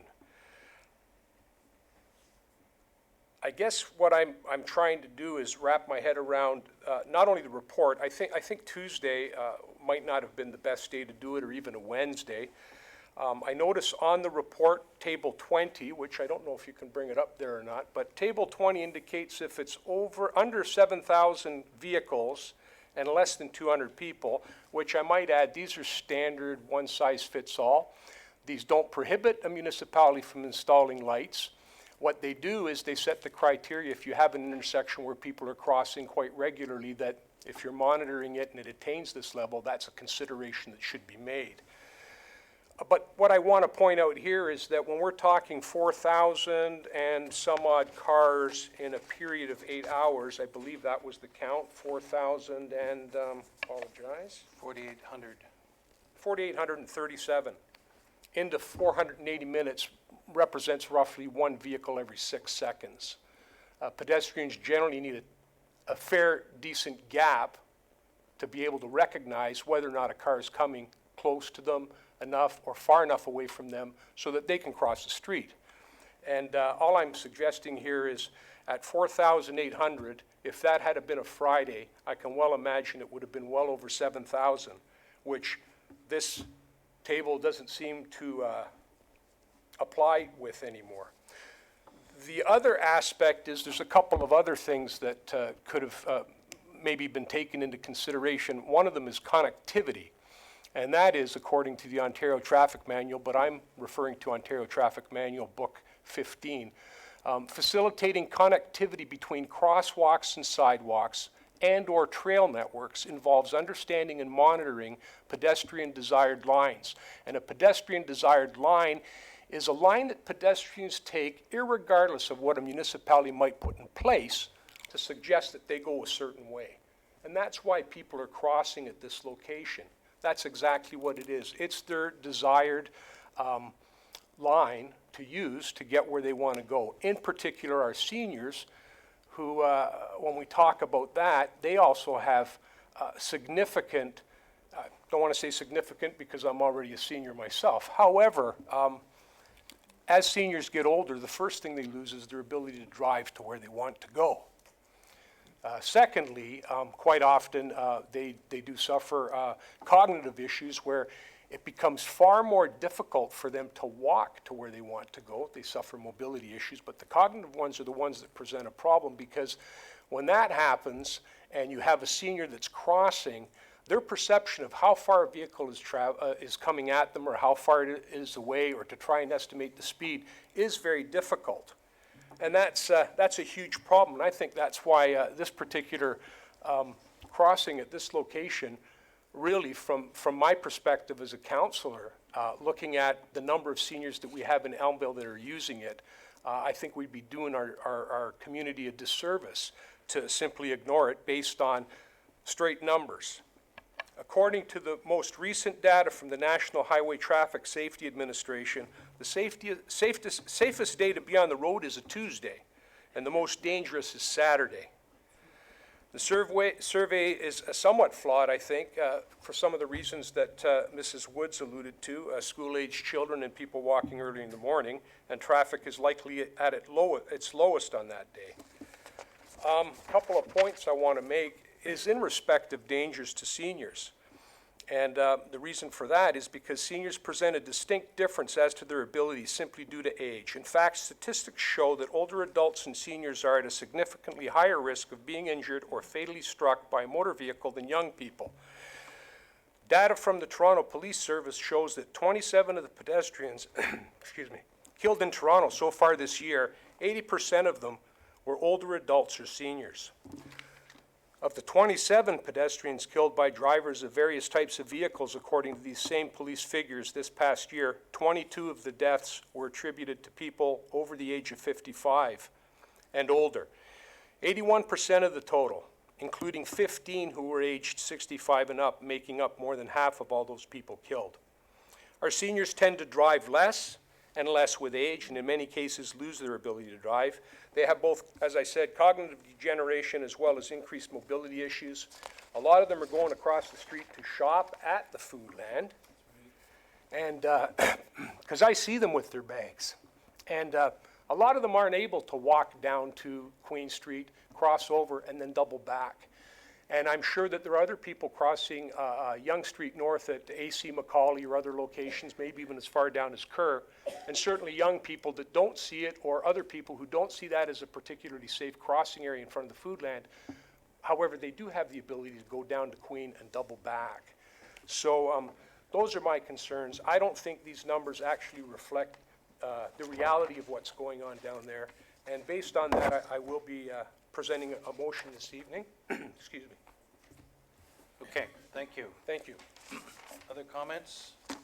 Deputy Mayor Coughlin. Thank you, Marilyn, and thank you, Councillor Cabral, for that information.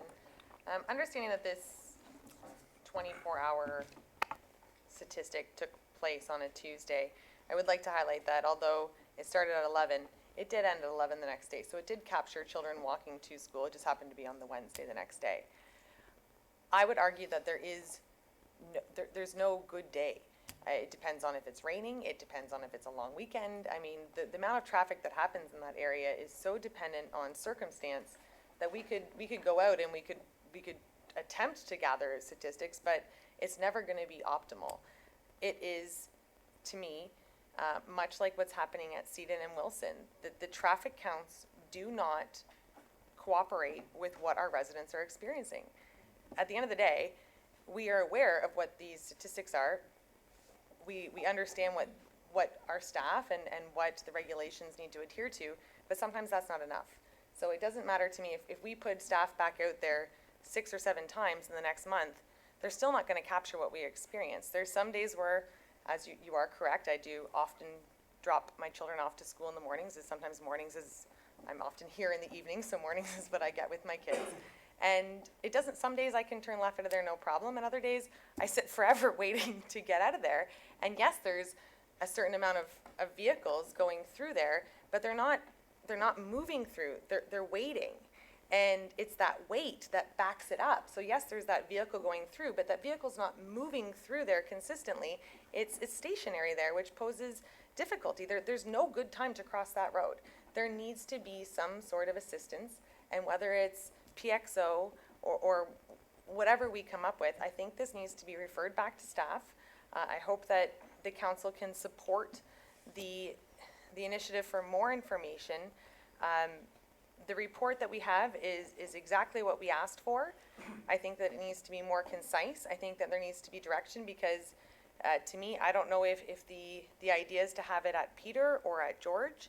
I think having a full intersection there, it doesn't line up. So I think there needs to be more detail in that to allow this council to make a decision. I think that it needs to continue to move forward. I think it would be, while I do identify the need, I think it would be a haste decision this evening to just say, yes, we need to put it in because we need to make sure that we're not going to be directing traffic down William and Amelia. This is going to impact residents of all sorts. So we need to make an informed decision on how this is going to affect the community, how this is going to impact the community, not only our seniors, but our children and the residents using the splash pad and the arena. And as the development moves forward behind the Catholic school, it's going to continue to change. So we need to make sure that we do it right. And I would like to see this information to continue to come forward. But as far as approving a crosswalk in a specific location this evening is not something I could support. I would like to see more information as to what type of crosswalk, at what location, what the actual cost is going to be, and more information in that aspect. I do want to see this move forward, but I think that those are questions that we need answered before we can say yes or no. CEO Schmidt, in the report, the cost for the pedestrian signal is estimated at 200,000, and for the lights, 300,000, but when you include the engineering and the other costs. So it's either 200,000 for a crosswalk or 300,000 for some degree of, well, full signalized intersection, it says. Where would that money come from? Thank you, Mr. Mayor. Through you, members of the council. So maybe I'm indirectly going to answer this question. As we are all aware, on Monday, December 9th, council will be discussing the 2020 capital budget and our 10-year capital plan. My suggestion would be is that if council wishes to further discuss this and or consider it, it should be through that discussion. I'll be frank with council. I did mention to you a couple of weeks ago when there was a discussion about another infrastructure project and funds were utilized for that project. We didn't know what priorities were coming forward. Here we are now, and you haven't even seen the 2020, or we haven't discussed the 2020 capital budget. So my concern is that, you know, we're making decisions, as Deputy Mayor Coghlan said tonight, whereby you're not seeing the full picture. There are other priorities in the township. I'm not saying that this isn't a priority, don't get me wrong. However, the only way to fund this would be is either look at the 2020 capital budget, look at projects that are potentially funded from taxes, move those projects or defer those projects. That's one option. Another option is increase taxes. So 1% increase in taxes is approximately $132,000 in 2020. So again, you're looking at anywhere from a 1 to 2% increase just for this project, and or issue debt, which I wouldn't propose you issue debt for a project of this magnitude. Those are my comments. Okay, thank you. Let me just, any comments down here? Councillor Moore? Thank you, Mayor Allen. And thanks again to Councillor Cabral for all the work that you do. I'm really grateful. I'm a bit confused on the policy when we make decisions for intersections. Just 2 weeks ago, there was the Hillsdale intersection that was approved, but we had no information about that when we approved it. And I'm thankful for you sending it to me later. There's no engineering reports, there's no data, there's no traffic studies, there's no accident reports, and yet we approved it. If I look at Wilson and Seaton Road, we have a great engineering report that I supply to people when they ask me about it. And when we look at Yonge and George Street, we've had delegations, we've got traffic studies. I'm not quite sure where we lie as a council when we're approving these projects, because we can't have it both ways. We either need the information or we just make decisions without it. Sorry, that's how I feel. Deputy Mayor Coghlan? Thank you, Marilyn, and my apologies, and I don't know how to present it with all due respect to Councillor Moore. The information about Seaton and the information about Hillsdale came forward in the last term of council. So that was a lot of work done over the last term of council. So while the decision to alter an existing crosswalk from what stands today to modifying it to I still get these incorrect. So there is a crosswalk in Hillsdale, and we have appealed to the province to have it altered. So I agree with you. We need all information at all times. The reason that, speaking for myself specifically, I was able to make that decision is I already had that information. That information is available in staff reports, available online. With Seaton and Wilson, the reason I brought that up this evening was that although the county is suggesting to us that it doesn't warrant any calming measure at all, we have advocated for our residents saying, and through yourself and through the mayor and through our council, we have advocated to the county saying, we understand that your numbers don't reach it, but we have accidents happening all the time. And we don't want to sit around and wait for an accident to happen in order to react to a situation outside Fruitland to put this in place. What I'm suggesting is sometimes the numbers don't make sense politically, and this becomes a political decision, but we're politicians, and that's what we're elected to do, is listen to our residents and make decisions. Sometimes, and as all of you know, I stick to the bylaws and I stick to the numbers, so this is difficult for me because the numbers aren't here, and our staff are saying, it's not that staff are saying we don't want it, they're just simply saying to us, it's not justified under the statistics prevailed. But it's up to us to say, we get that it doesn't meet the statistics or doesn't meet the guidelines that are there, but we want to move forward, we just want to know. I don't know, with what's in front of me, if what's being suggested is, like Councillor Hanna suggested tonight, is a four-way intersection the best solution? Is a lit crosswalk the best selection? Or is a pedestrian crossing with some lines painted on the ground the best solution? I don't know what's the best solution, but I do know that this is an identified issue, and regardless of the statistics or the results presented to us, it's my understanding that this council continually wants to move forward with the information. So I am suggesting that I am supportive of Councillor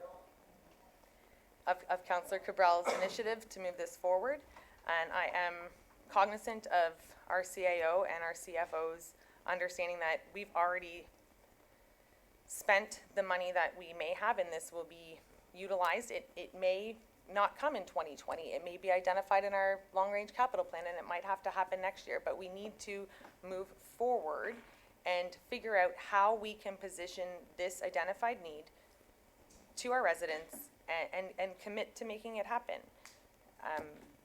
Tonight, I'm not sure what Councillor Cabral's motion is going to be, and I'm sure that's why he is sitting here with his hand up while I'm just gonna keep talking and just wait till your arm falls asleep, but no, I think that we do need to continue to move forward, and I think that we're all on the same page that even though this is not identified through the statistics provided to us, we have listened to our residents and we'll continue to move forward seeking information. Thank you. Before going to Councillor Cabral, which I will do, I reiterate the fact that through previous delegations, through traffic studies, through input from the residents, and through communication with the ministry, there has been a lot of background with respect to Hillsdale, as you saw evidence with respect to the feedback I sent to each councillor this week on that. So that is not a quick or recent decision. Councillor Cabral. Thank you, Mayor Allen. I do appreciate everyone's comments. However, I don't see this as a political issue at all. I see this as a senior sought our assistance to help rectify that, not once, but it sounds to me like they've done it 3 times. And I really do strongly believe that I have an obligation to the seniors to push this forward. And that's what I would like to do, and I'd like to make my motion. Go ahead, Councillor. Thank you. That the motion before council be amended as follows, add, and that this project be presented for consideration at the December 9th, 2019 budget session. Thank you. And I will be calling for a recorded vote, please.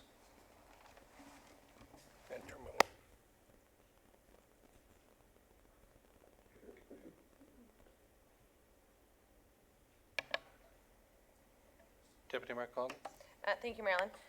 And through you to, I guess, staff or Council Cabral. So at the next meeting, will there be any additional information for council to consider at that time? Because often if something's referred, we're requesting new information. So if there's an opportunity for us as a council to understand where the preferred crosswalk, the preferred design of the crosswalk and a more accurate cost, that would be great information to have during the deliberations. CAO Schmidt.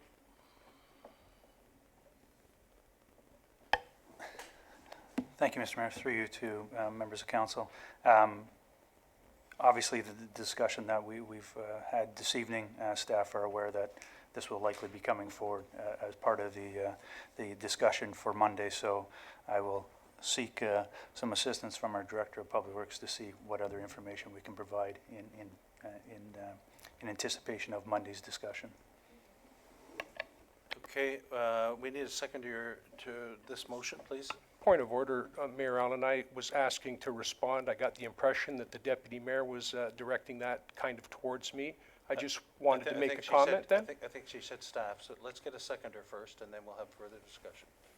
Second by Councillor Cabral. Go ahead, Councillor Cabral. I just wanted to say that, Oh, sorry. sorry. Oh, sorry, you made the motion, I'm sorry. Councillor Okay, Moore. it's down there. I just wanted to comment, with respect to the location, the seniors that have come before us aren't asking for a complete full intersection.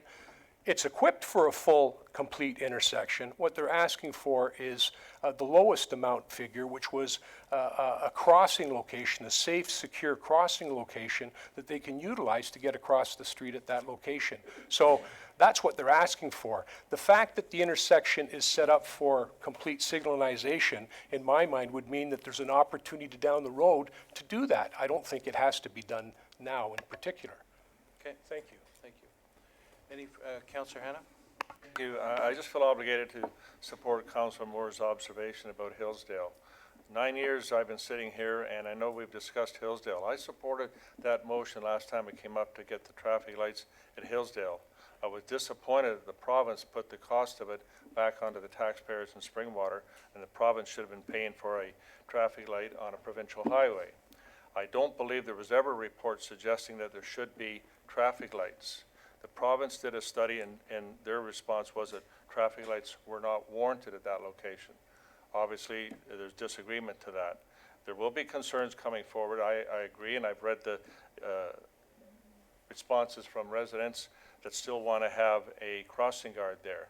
And I think we're going to have to proceed cautious if we make that decision one way or the other.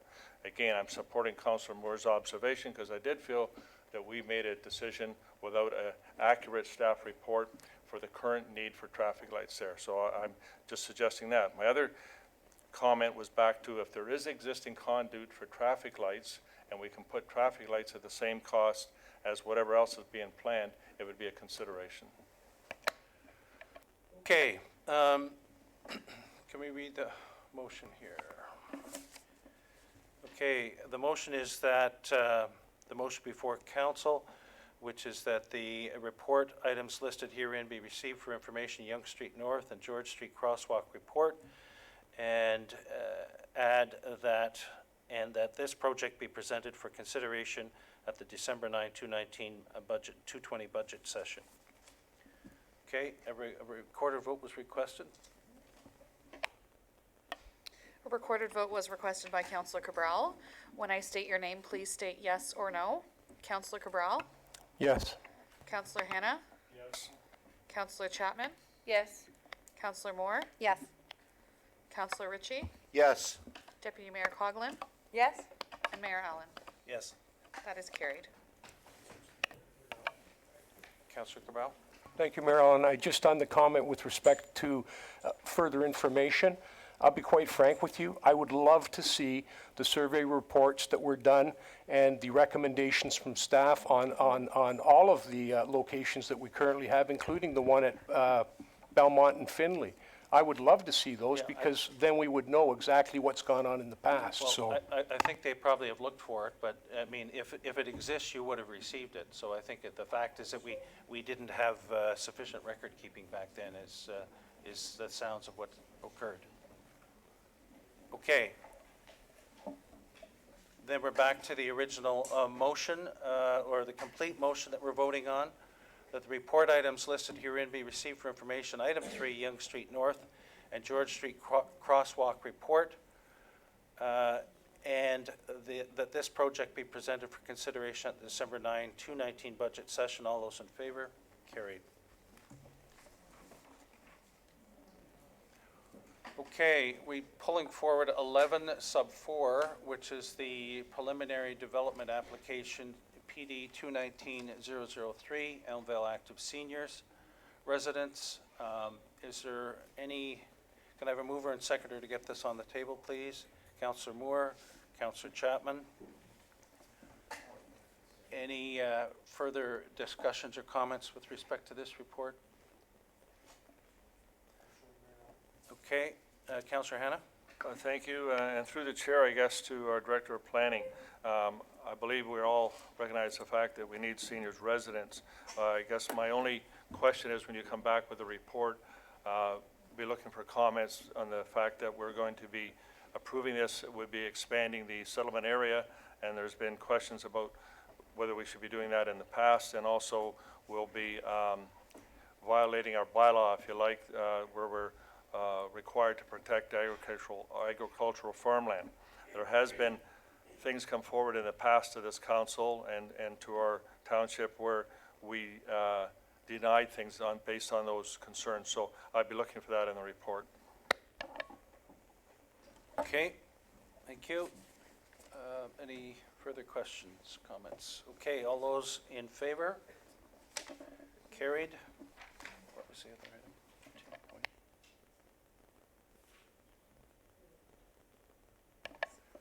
10 point. Okay, next we're pulling forward 10.10, which is the road naming within the Midvis 2 subdivision. I need a mover and second to get this on the table. Councillor Ritchie and Councillor Cabral. Okay, I'll turn to Director Spagno just to give us an overview of the report and the item here, please. Thank you, Mayor Allen. So the report that's on the agenda tonight is with respect to condition number 72 of the Midvis development approval. Condition number 72 requires that road naming be conducted to the satisfaction of the township in accordance with the township's road naming policy. Based on the application that's been submitted, staff has come forward and has come to the position that the road names that have been proposed as part of the subdivision do not meet the road naming policy. And the recommendation is that the street names be refused and that the application be referred back to staff. The road naming policy outlines a number of criteria that have to be or that are considered through standard 911 emergency access issues. In the event that there's an emergency, we don't want to be having dispatchers send emergency service vehicles to the wrong location, the wrong municipality. The other considerations that go into this is the names have to have consideration for local pioneers in the local vicinity, names of prominent former residents, names of local servicemen or women, prominent geographic natural features, and historical names associated with the municipality. So it's on that basis that staff has come forward with a recommendation to reject and refer it back to staff. Under typical process, what would happen in an instance if there are issues with respect to suggested street names is staff would provide feedback to the applicant or the requester in order to try to reach, compliance with the policy. In this instance, there has been a request made to have the street names considered by council regardless of staff's recommendation to reject, and really the decision to either accept or reject the names is in council's hands. Thank you. Councillor Hannah? Thank you, Mayor. As the ward councillor and having dialogue with the developer on a number of occasions, I personally want to say I found this developer to be responsible, if you like, that originally the Midvis 2 was going to be, I think, about 150 homes or apartments and so on. They've adjusted it down to, I believe it's like 45 in order to be consistent with the surrounding community. So I think that's something you need to be aware of. But also that, as mentioned in the report, there's other names like Mo Star Court and Redva Street and so on, which are consistent with the names they're asking to have us consider. Wanting to support staff, I realize that staff has to follow the policy. I think this is an occasion where we should be adjusting the policy and making an exception. Councillor Cabral? Thank you, Mayor Allen. I just reviewing the names there, and I went and looked up a little bit of history on them too. I don't know if this is the entire street name policy, so I apologize if there's more to it. But to be frank, I found it a little bit constraining and a little bit restrictive. And I'm wondering if possibly point number 2 with respect to the names of prominent former residents who contributed through community involvement, athletic and business acumen, if this particular development, since it's been in existence since originally back in about 50 years ago, from what I understand, if it wouldn't qualify in that fashion. But I'm wondering, is there a policy, to me, would be something that would negate names that would be inappropriate as well? Is that included in our policy, Director Spagnuol? Director Spagnuol? Thank you, Mayor Allen. Through you to Councillor Cabral. I think it's really an understanding as far as names that are coming forward as part of any policy that they should be respectful and there shouldn't be any harmful meaning of anything of that nature.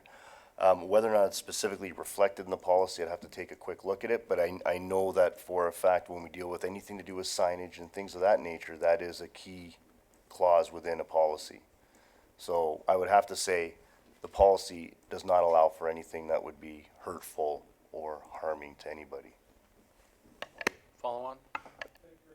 Sorry, thank you very much. Also, the point that was made with respect to when they were originally set to make this development, it seems that they were put on hold, and because they were put on hold, they didn't manage. They got left behind when it came time and the policy was written. Maybe this is an indicator that we need to review that particular policy and see if it might be expanded somewhat.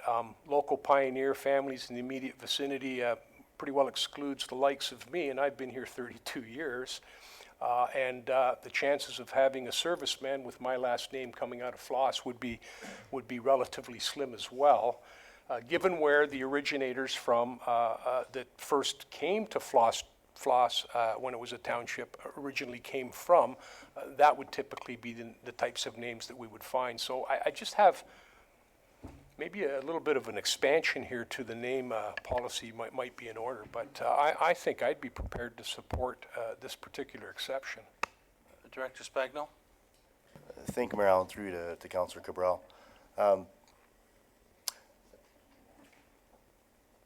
Very good points with respect to the fact that there are other developments and respectfully to yourself and to the requester, there wasn't only one developer that was held up through the Midhurst secondary plan and through the development process.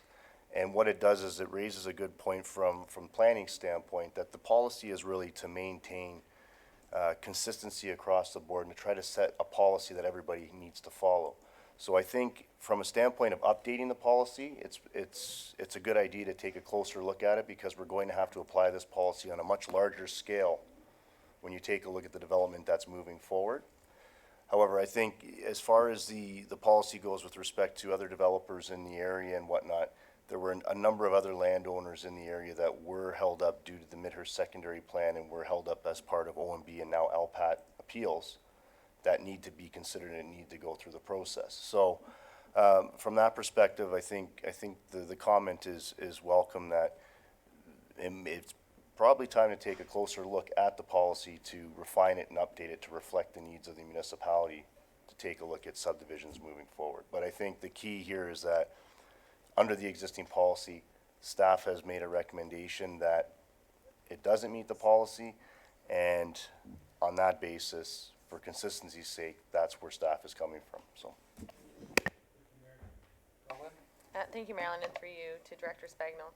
And in speaking with the developer, the idea of a exception to the rule is not, I think that if we need to have an exception, we need to, like you said, examine what's existent. I fully support, and I guess, much like Councillor Ritchie, having names of roads reflect the heritage of the community that, I mean, it's a personal thing. Ritchie has Ritchie Court meeting Ritchie Road at a corner. We got the Ritchie corner. So I mean, there's a lot of Ritchies. I understand that. So we understand, and I think that Dubrovnik and Croatia are words that are easily pronounceable. I mean, my road is often referred to as Coughlin Road. So it's not whether or not it's identifiable. And I think that in speaking with the developer, there was an appetite for it to be referred, and to continue to work together to ensure that these roads are named in reflection of the heritage. If it takes a little bit longer, I would hate to see this defeated this evening. I think that this is extremely important to not only the developer, but the community that's going to live there.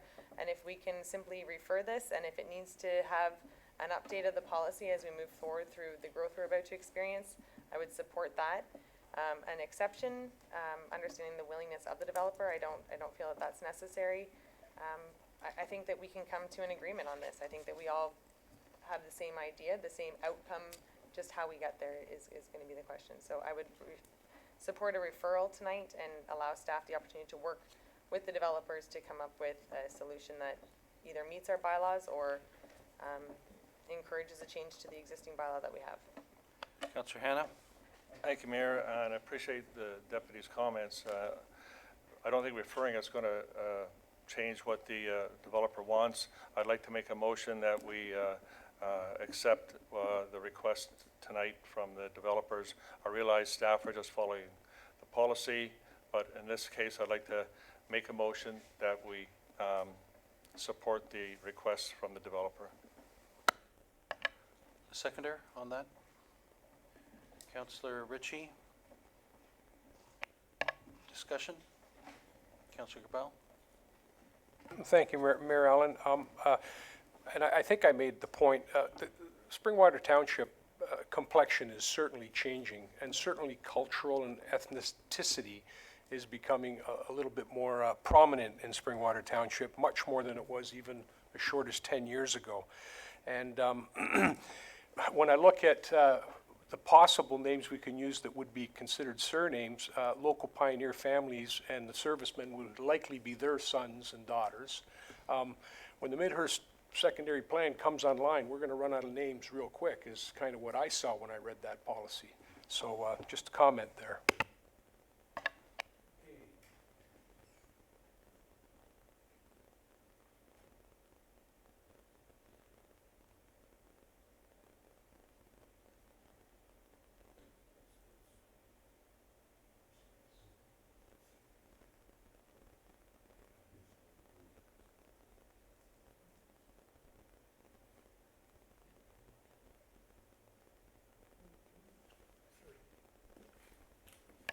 We're just finalizing the motion here.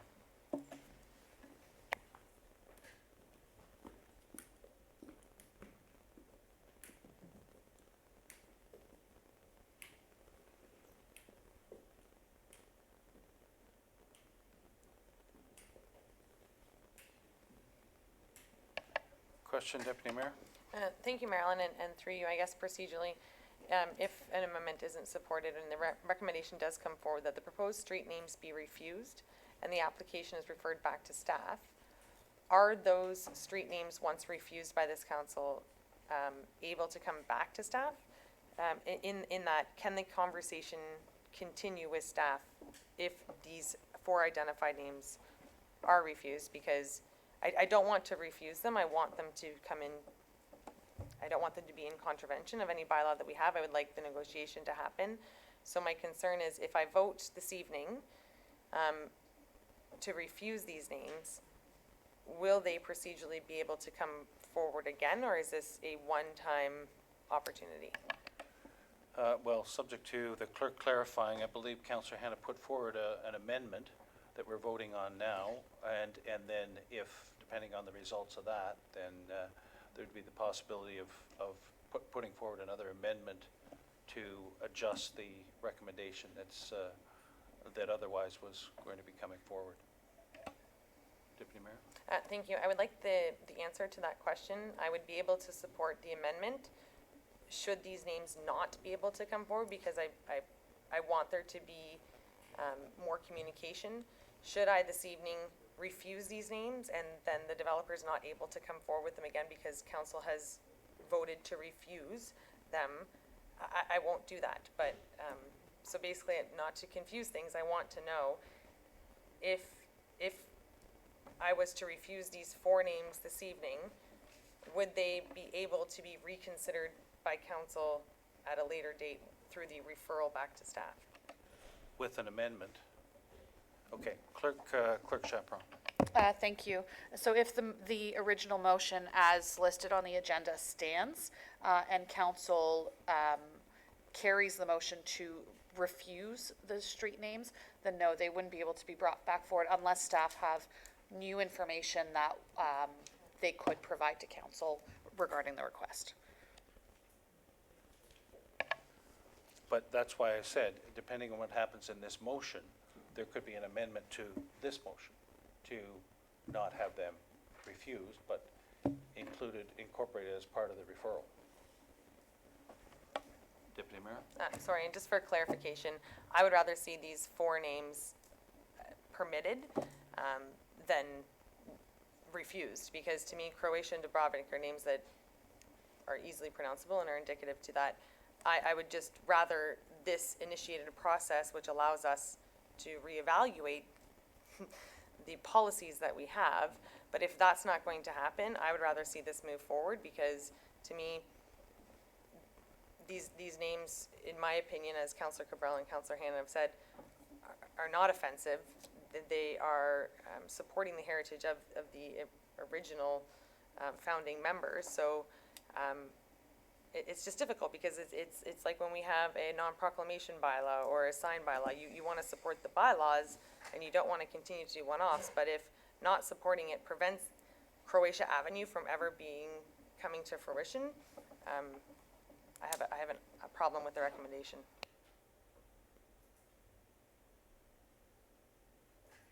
Councillor Chapman? Thank you, Mayor Allen.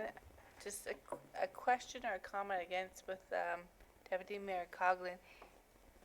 If we accept this for the naming before we amend the policy, how would any other developer or whoever resident come now before we change the policy or update it? So, for example, maybe developer in Elmville wants to put a name in before we change up policy. What's stopping them now against this? I agree with the names, don't get me wrong, but I think the policy maybe needs to be updated so we have a strict policy going forward for everyone. Does that make sense?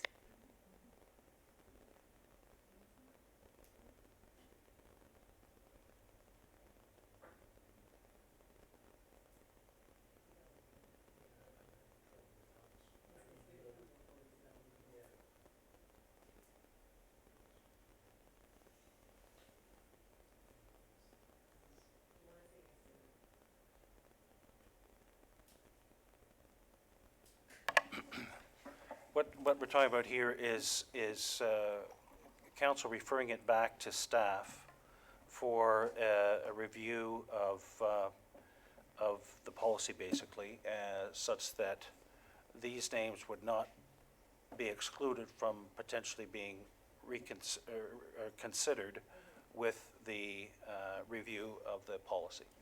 Something along those lines. Councillor Hanna?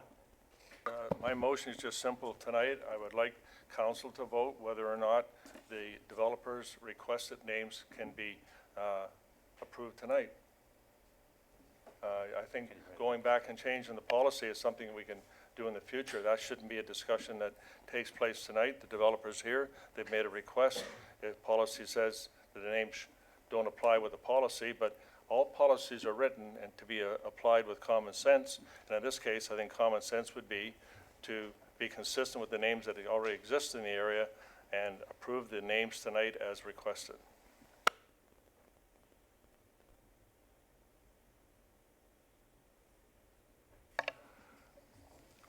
Okay, do we have a seconder to Councillor Hanna's motion, Councillor Cabral? It reads that the motion now before council be amended as follows, deleting the second paragraph to the motion and adding that the road naming policy be waived in regards to this request and that the request be approved. Can we have a recorded vote, please? Yes, Councillor Cabral? As a friendly amendment, would it be required if we were to say that we're like staff to revisit the policy, or is that just a given? It's a second motion. Clerk Chaparral? It could be a second amendment, or it could be a standalone motion through a notice of motion or item for future consideration. Okay, recorded vote was requested. Thank you. So this is just on the amendment. A recorded vote was requested by Councillor Moore. When I state your name, please state yes or no. Councillor Cabral? You're going to have to read the entire motion for me, please. That the motion now before council be amended as follows.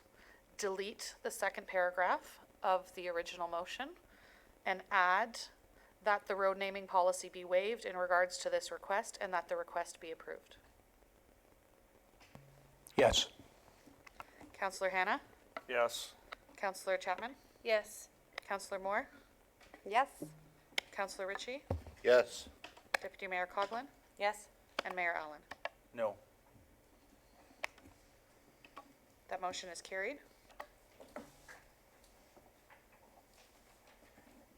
Okay, the report from the planning technician regarding road naming within Midvez 2 subdivision dated December 4, 19 be received, and that the road naming policy be waived in regards to this request, and that the request be approved. Deputy Mayor Coughlin? Just a second amendment, Your Worship. In order to, we could come with a notice of motion or an IFC and vote on it, and prolong it 3 meetings, or we can tonight as a council decide that to refer the naming policy back to staff for reconsideration as part of this motion and just have it done this evening. So I'd like to just propose that as a second part, as the and.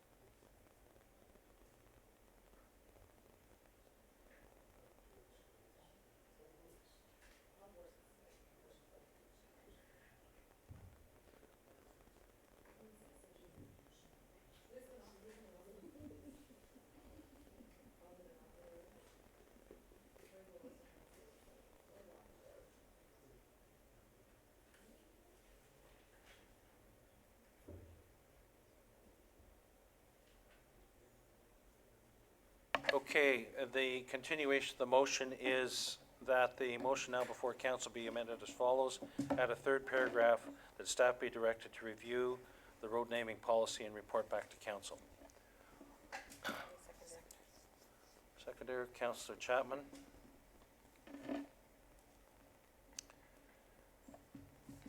Okay, all those in favor? Carried. Read the whole thing. Okay, now we have to combine it all. That the report from the planning technician regarding road naming within the Midvez 2 subdivision dated December 4, 19 be received. That the proposed, then I go down to here, right? That the road naming policy be waived in regards to this request, and that the request be approved, and that staff be directed to review the road naming policy and report back to council. All those in favor? Carried.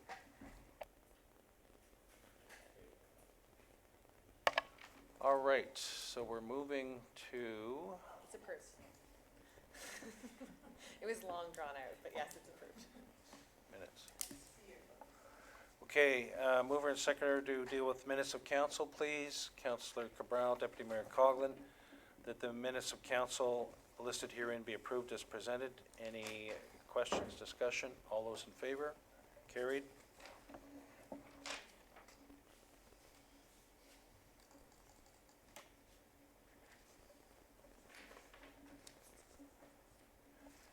Mover and seconder for minutes of boards, committees, and organizations, Councillor Moore, Councillor Chapman. That the minutes of boards, committees, and other organizations listed herein be received as information. Minutes of the Springwater Public Library Board of October 15, 2019. All those in favor? Carried.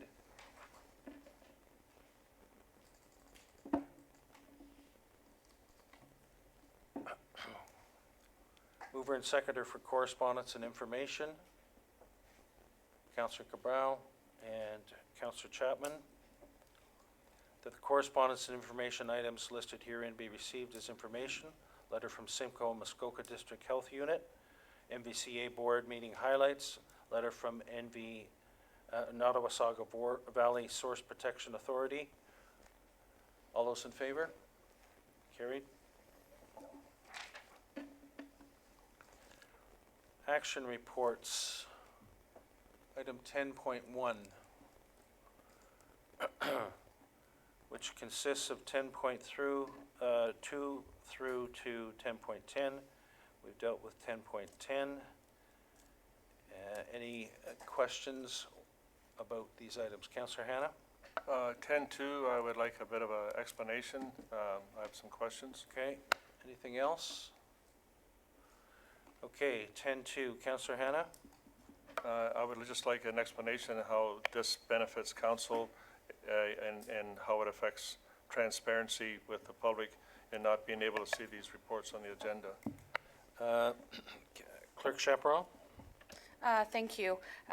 The basis behind removing the correspondence from the regular agenda is just to ensure that all of the correspondence can be found in one place. So the council information packages would be placed on the township website through Civic Web and would look to the public just like an agenda. They would be released weekly, which is what is being proposed, subject to change depending on how the program goes. But they would be released weekly, just the same as an agenda. They would go out through social media, they would be emailed to members of council and available to the public at the same time. So members of the public could go to the Civic Web portal, click on the council information package section and go and look through them just as they would our regular or special meeting agendas. It helps council as it puts everything in one document instead of receiving 10, 12, 15 emails a week with different pieces of correspondence that have been provided. It gives you a one-stop shop that you would be emailed once a week to go look at everything that has come into the township over that past week or 2 weeks, depending on how often they would be published. Follow on. Thank you. My other understanding too from reading the report is that if council sees an item that comes through in this package and wants to comment on it, we have to send an email to you and draft our question and have that. Does that question then become part of the agenda, or did we just send it to you and you reply? Clerk Chaparral? Thank you. If it is just a generic question, I might just answer it, or a pertinent staff member who might have more information might answer the question. If you would like it pulled, or any member of council would like a piece of correspondence pulled to an agenda, it would just be as simple as advising me through email by replying to the email that I might send out the package, for example, and also stating what you would like to see as the result. So the result could be just receiving a piece of information, or it could be a donation request that a member of council might wish to see acted upon. So the recommendation may be that a donation be approved, and then yes, that would be seen listed on the following available agenda. Follow on. Thank you. I appreciate that. And your responses, would they be copied to all of council so we're all aware of what's going on? Clerk? Thank you. Yes, if it wasn't something that was going forward to an agenda, then yes, all of members of council would be provided with the same information. Councillor Moore? Thank you, Mayor Allen. So would this prohibit us from asking a question, say we didn't think of prior to the meeting, but during the meeting we wanted to ask a question or have something pulled? Would this prohibit us from doing that during the regular meeting? Clerk Chaparral? Asking a question, there will still be the item, the heading of correspondence and information items. If you have a question, it wouldn't stop a member of council from asking that question, but to pull the item to that agenda, we wouldn't have the information readily available because the agenda would have to go out earlier. But if something comes up, say even 2 or 3 weeks after that is thought of, then there's nothing stopping a member of council from requesting that it be pulled to that agenda. It doesn't need to be pulled to the immediate agenda following the package. Councillor Cabral? Thank you, Mary Ellen. I guess my question is, you know, we have received recently a couple of letters, documents that we received, but the way it sounds here, there's going to be once a week type of thing. I want to know on those particular items that, let's say, are sensitive or time sensitive, that should be distributed to council, I guess for lack of a better term, expeditiously or right away. Is that still going to occur? Quick, Chaperone? Thank you, through you.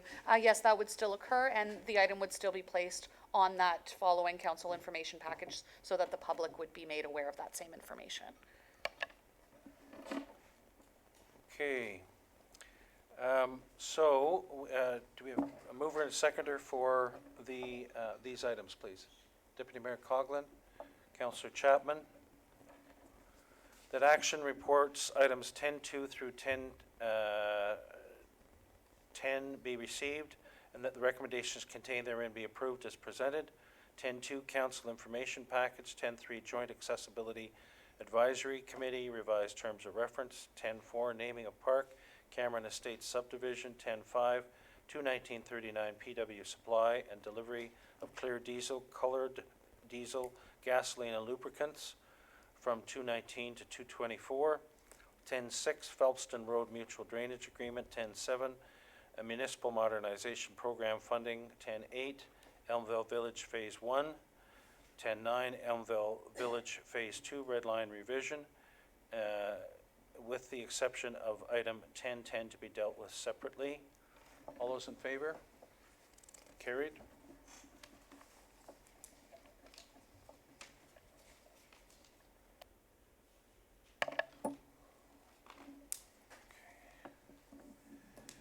Okay, moving on to 11. Information reports. Mover and seconder to get those on, please. Councillor Cabral, Councillor Moore. Any questions with respect to any of these? Councillor Hanna? Comment on 5, please. 11.5. Okay, go ahead with that, please.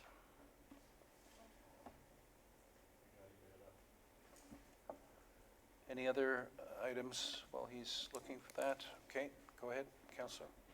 Thank you. Just quickly, I'm noticing the changes that I noticed in the fire monthly report. The second one down, which is 19376, Wilson Road false alarm.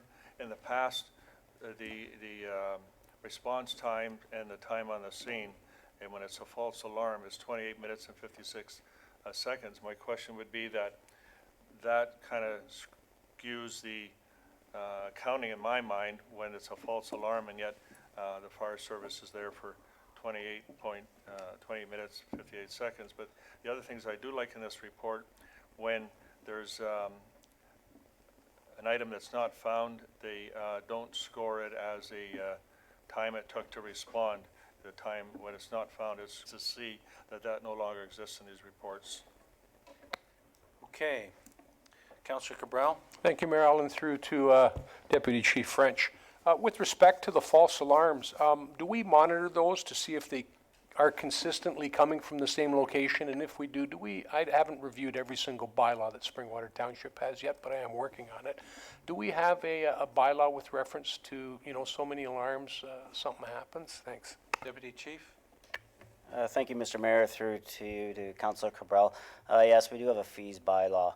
So anything, the third alarm in one calendar year, once we go there, they're billed one truck. After that, they're billed each truck separately to help rectify that problem. Okay. So the motion reads that the report items listed herein be received as information. Number 1, bylaw activity summary, October 19, building.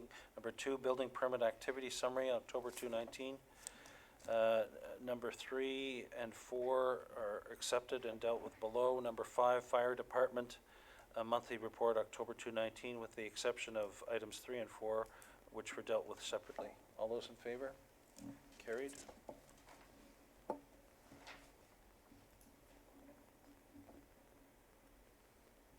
Okay, verbal reports.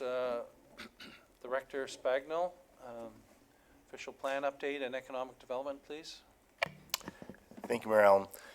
Just like to report that tomorrow night, being Thursday, December the 5th, is the statutory public meeting for the Township Official Plan Review Update process. At 6:30, there will be an open house type format where any interested attendees can come and take a look at some information boards. Following that, at 7 o'clock, there will be a presentation from WSP, who is the consultant working on behalf of the municipality to complete the process. And it's at that point, after the presentation, that interested stakeholders, residents, will be provided the opportunity to provide comment to form part of the record. Thank you. Deputy Mayor Coughlin, county update. Thank you, Marilyn, and just through to members of council and the public. Today, County Council works diligently to continue to rectify the waste management issue. There will be more information coming forward after the direction of council has been, the direction from County Council has been exercised by county staff, which should be in the short days coming. Also, I thought it was great today. The motions that we, Springwater Township, put forward in circulation to the county about our conservation authorities of Ontario and the NVCA. The motion directed to Minister Yerk was supported by the Simcoe County Council today, and the echo of the support for our recommendation has been heard. So they will be sending, county will be sending Minister Yerk and all those listed therein an echo of what we have already stated. So great news. Thank you, Deputy Mayor. I'll just add to that that the county budget for 2020 was finally approved today. I'll be distributing to council a summary of that, and so I think that's about it. Councillor Hanna. Thank you. Just a question for county representatives. Recycling waste pickup, complaints in the Midhurst area that it wasn't getting picked up. Folks then would drag their stuff back in, and then there was an email come out late saying it was going to be picked up. So if there's some way of if it can't be picked up, getting the county to advise residents sooner, that would be appreciated. Deputy Mayor. Thank you, and again through members of council and the public, this has been the majority of our discussions. There is no short-term solution. It comes down to, currently the people that we are working with are busing employees from the city up here to fill the routes. There's an issue of the wage being $21 an hour. There has been talk about incentivization. These employees are offered, I believe it's $700 if they show up for 5 days in a row. You can't pay them enough to show up to do the work. So now it's the work is the issue. Also, our routes are at a much lower rate than those in other areas, so we're not a priority to the people that we've contracted. There's still 18 months left, yes, I believe, with the existing contract. So we are working with staff who have just, I don't know how they've done what they've done in the short period of time that they've done it, but solution after solution that's just not working. It's an identified problem, and it is frustrating as the person on the other end of the phone having to say to residents, I apologize. This is going to be our reality until we can come up with a solution. We are trying to notify people, getting residents to get on the app so that, like you said, the information that we have.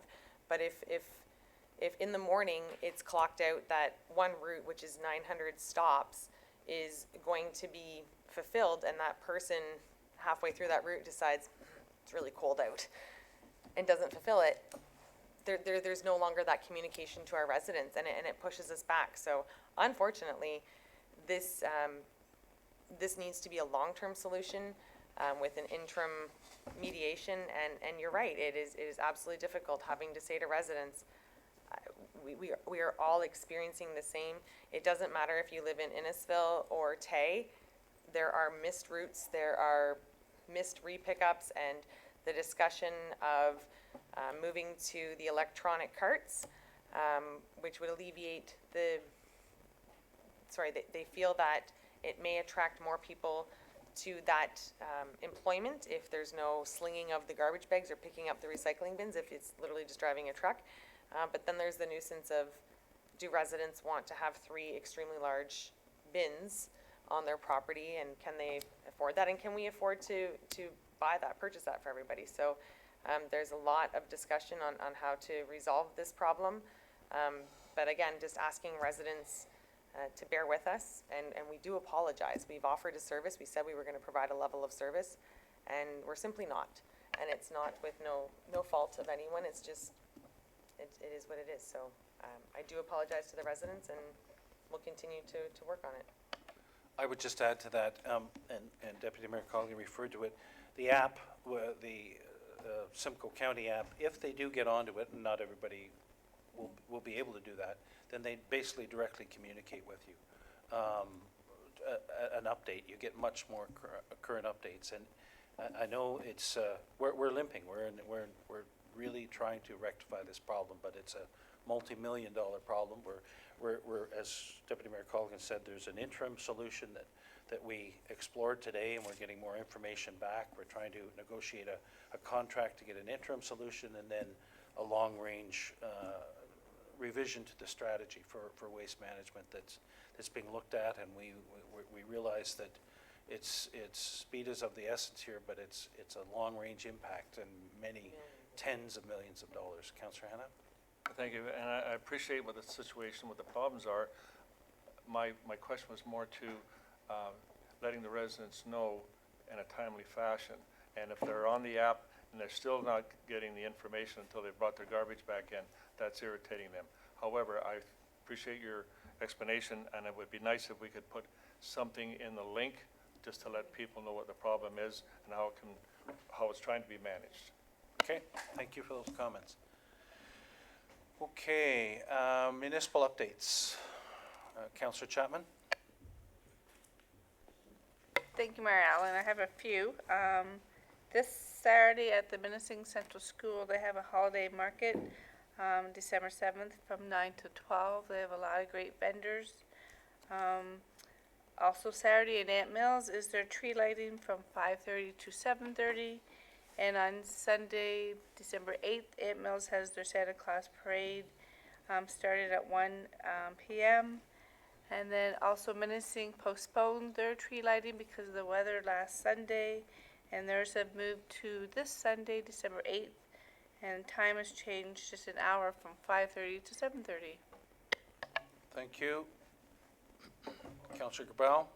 Thank you, Mayor Allen. Just wanted to mention the Lionesses sleigh ride. I believe it's this Friday, and it's always a great thing to go to, get a lot of people coming out. It's almost something they should be keeping under wraps because I think they get too many people coming out to it, but only fair to mention it to council and mention it to our viewers. Thanks.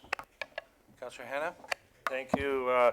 The inaugural tree lighting at the Midhurst Pavilion was this past Sunday. Good turnout. Weather was kind of crappy. A few hamburgers were left over, so I had to eat an extra one to kind of help it. Okay.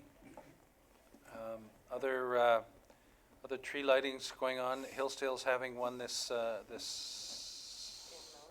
Saturday. And Anton Mills, as Councillor Chapman mentioned. Okay, moving on to 13, item 13, notice of motion. Any notices of motion? Councillor Ritchie?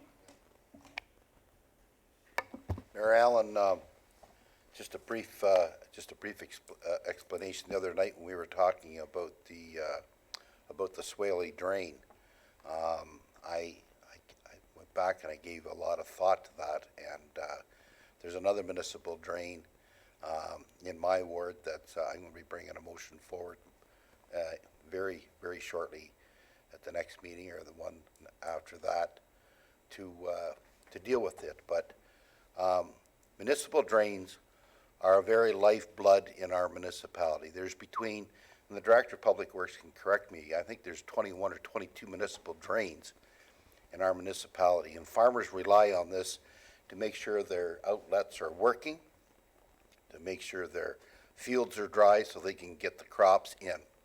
And I've had several farmers approach me about, the one in Swaley drained, I spoke about it.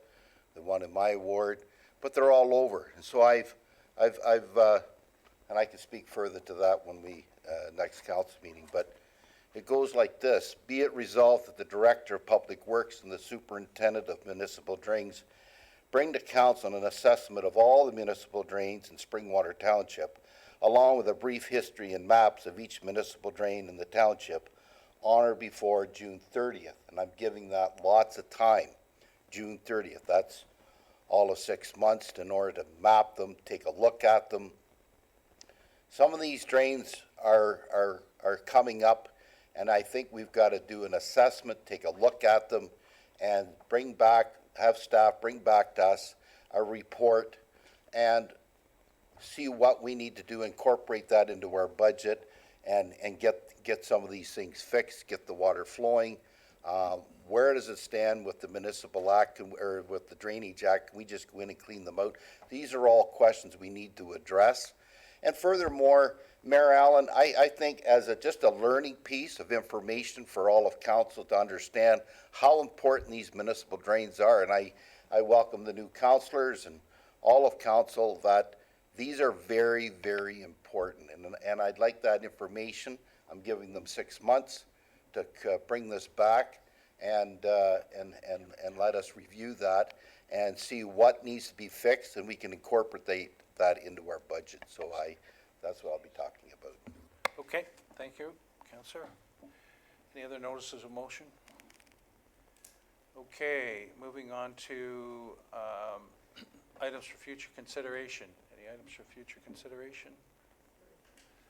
Deputy Mayor Coughlin. Not necessarily an item for future consideration, but further to Councillor Hannah's point, that the strains through recycling and missed garbage pickup be communicated through our avenues, whether it's social media, the link, or our website, just to help residents and assist the county in communicating that to residents. Thank you. Moving on to 15, bylaws. Can I have a mover and a seconder to deal with the bylaws, please? Deputy Mayor Coughlin, Councillor Cabral. That the bylaws listed herein be signed and sealed by the mayor and clerk, 1990 Mutual Agreement Drains, 3 Phelpston Road. All those in favor? Carried. And a motion to confirm and adopt proceedings. Councillor Chapman, Councillor Cabral. That the bylaw 1995 to confirm and adopt the proceedings of council at the regular meeting held December 4, 19 listed herein be signed and sealed by the mayor and clerk. All those in favor? Carried. And adjournment. Councillor Moore, Councillor Cabral. That the meeting of the Township Springwater does now adjourn at 9:16 p.m. to meet in a regular meeting December 18, 2019, 6:30 p.m. Council Chambers, Admin Center, Minising. All those in favor? Carried. Thank you. Thank you for sticking with us.